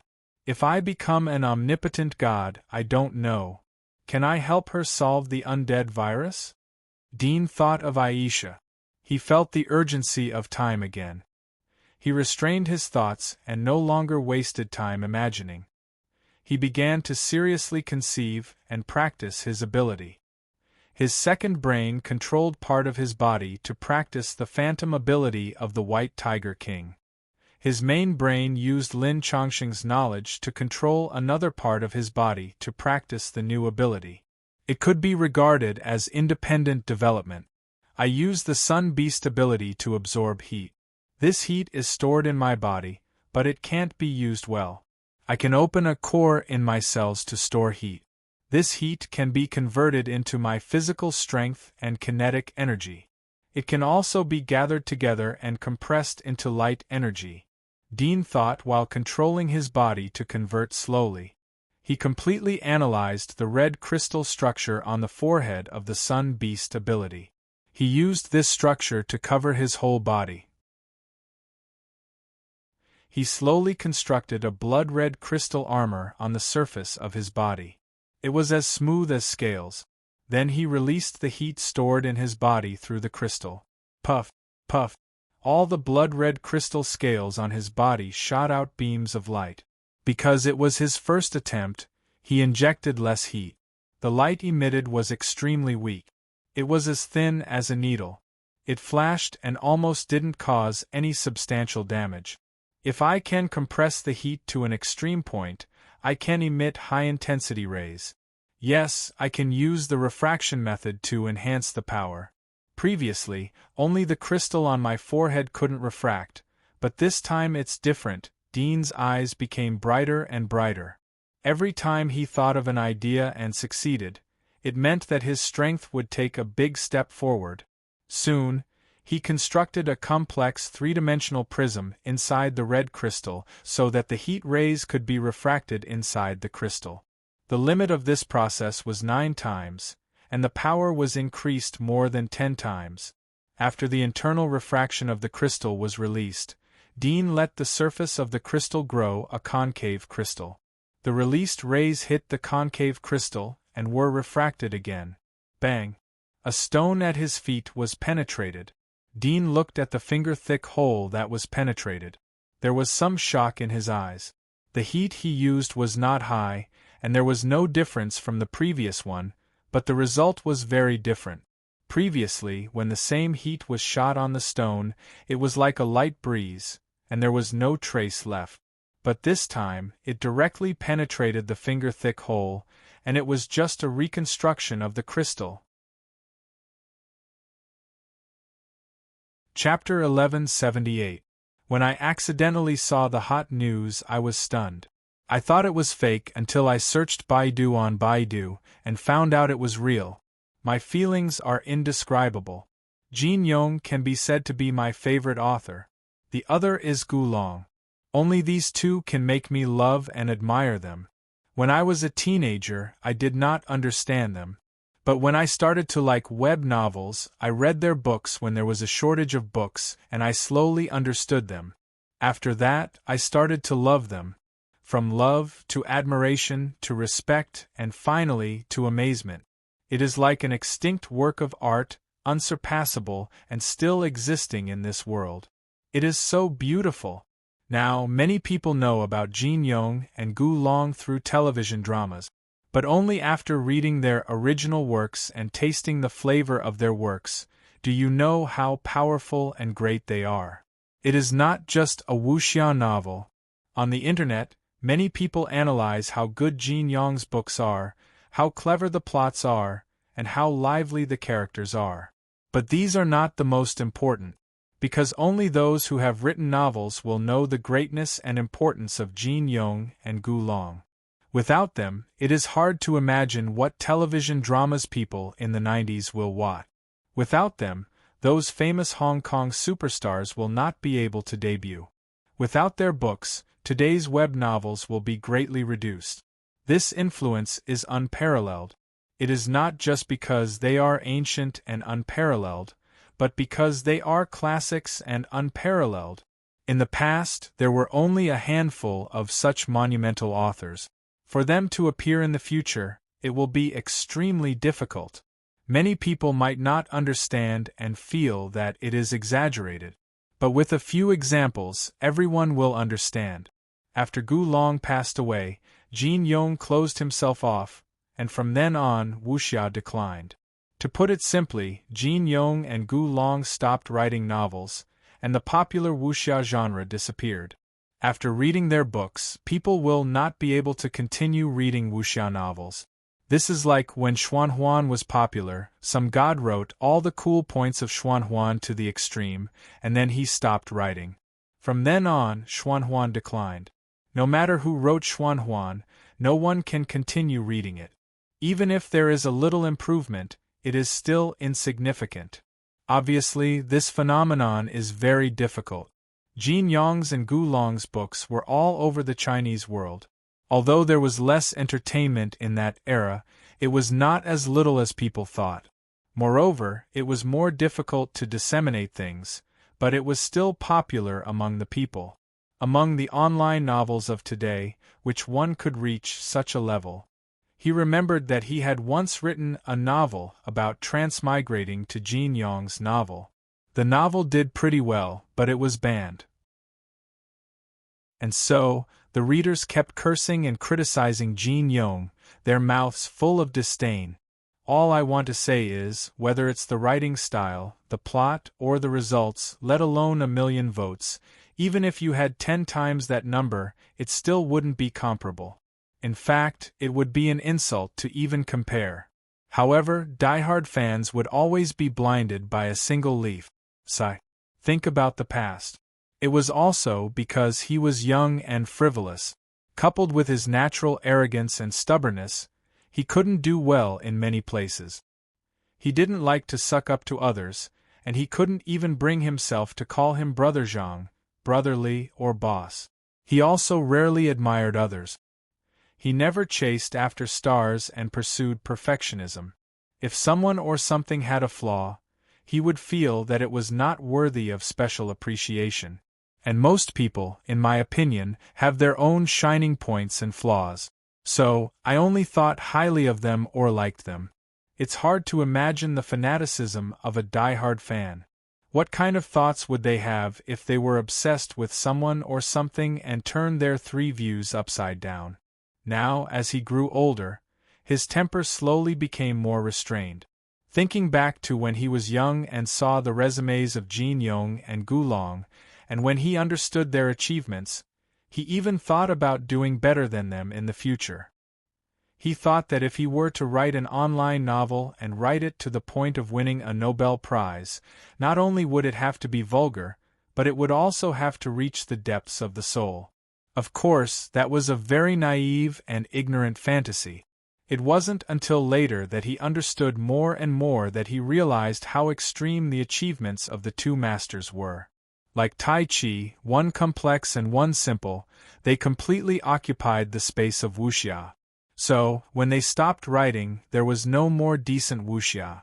That era seemed to have been sealed, and could only be turned into nostalgia. Listening to ancient Cantonese songs in the quiet of the night, his thoughts surged, and he was moved by the taste. Ever since I was young, the only people that I sincerely admire are the two grandmasters. When I was young, I wanted to surpass them. Only when I grew up did I realize that some people can never be surpassed. Because what some people do is like a foundation. No matter how tall a building you build, it all stems from the firmness of this foundation. Maybe when you were born in the same era, you would be crushed in seconds. It was also this realization that made me learn to respect people who are worthy of respect. In this world, there are many people who are worthy of respect and have made great contributions. There are also many who are antisocial and like to get into a dead end. Every time I see them, I think of my past self. I was young and frivolous, always thinking that I was more awesome than anyone else, or that I would definitely be awesome in the future, because I had set a very awesome goal. But let's not talk about whether or not the awesome goal can be achieved. Even if it is achieved, it does not mean that others are not worthy of your respect.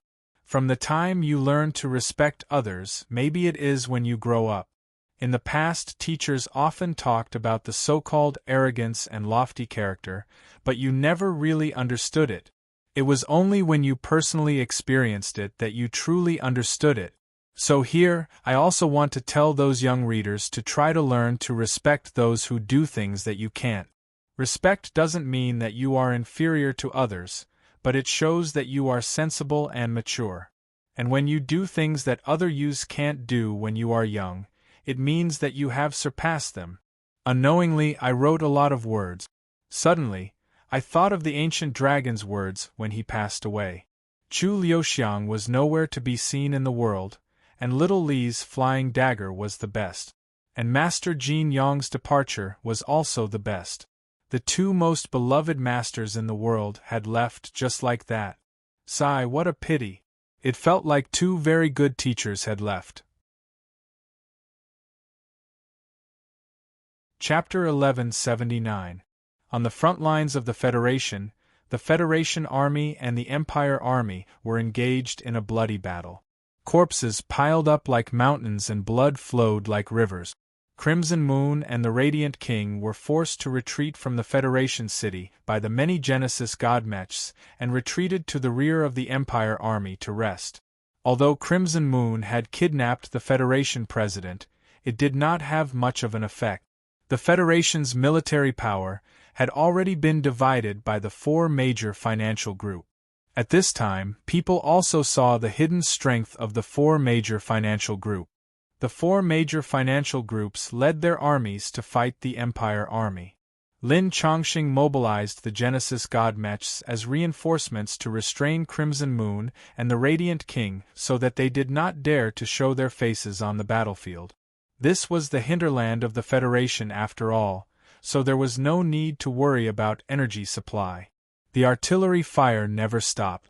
On this day, people saw a golden-red sky that they had never seen before. It was the color of artillery bombardment. The Empire army struggled to hold on. Large numbers of steam airships and land warships were destroyed at every moment. The battlefield was piled with all kinds of strange body parts. Most of the soldiers had died in their demon form, but the broken body parts still maintained the terrifying demon form, making the battlefield look like a demon purgatory in a different dimension. The Demon Emperor and the others have not succeeded yet? In the tent at the rear of the Empire army, the Radiant King looked at Crimson Moon, who was sitting boldly above. The latter was dressed in a blood-red robe, her beautiful face cold as if it was dyed with blood. The nuclear bomb has been launched. The Federation Army's thermal weapons have stopped for a while. They should have been affected. They should be attacking the core machine by now. Let's wait a little longer. Crimson Moon's eyes were cold and her voice was as cold as blood. The Radiant King nodded slightly and sighed. I didn't expect the Troll Federation to have so many king-level troll demons. Crimson Moon's expression was cold and unmoved. Although she was forced to come out by the Genesis god Mechs, only she knew how much effort she had put in. Suddenly, the communicator on her wrist lit up. She looked at the name and frowned imperceptibly. She quickly picked up and said, "Your Majesty, are you done on your side? The Demon Emperor?" The Radiant King immediately pricked up his ears. "The Torch Dragon Master is going to meet up with you. You should cooperate with them to attack the Federation first. The Torch Dragon Master will tell you the specifics when he arrives." The Demon Emperor's tone was indifferent. He did not seem to like talking too much and hung up immediately. Fei Yu frowned slightly and pondered in silence. The Radiant King glanced at him nonchalantly and said with a smile, "It seems that His Majesty's plan seems to have gone awry, but it doesn't affect anything. When the Torch Dragon Master arrives, we can counterattack." A strange light flashed in the depths of Crimson Moon's eyes as she nodded. "That's right." Not long after, Candle Dragon Lord led the three kings to the barracks at the rear of the Imperial army and met with Crimson Moon and the Radiant King. Seeing that there were only the two of them here, he couldn't help but ask, "Only the two of you are left?" Fei Yu said indifferently, "Everyone else is dead." The three kings beside the Candle Dragon Lord raised their eyebrows slightly dissatisfied with Crimson Moon's attitude towards the Candle Dragon Lord. However, when they remembered that she was a king serving the Demon Emperor and was not loyal to the Candle Dragon Lord, they did not want to bicker with her. Seems like that old dog Lin Chongqing has really turned his old nest into a turtle shell. The Candle Dragon Lord snorted coldly as a cold light flashed in his eyes. He said, "The Demon Emperor should have informed you already. From now on, you will listen to my command and take down the Federation as soon as possible. Then, you will go and reinforce the Demon Emperor. Do you have any objections?" Fei Yu and the Radiant King looked at each other. The Radiant King smiled kindly and said, "The Demon Emperor has already informed us. We will assist you in taking down this giant demon federation." The Candle Dragon Lord nodded slightly and said, "If that's the case, come with me.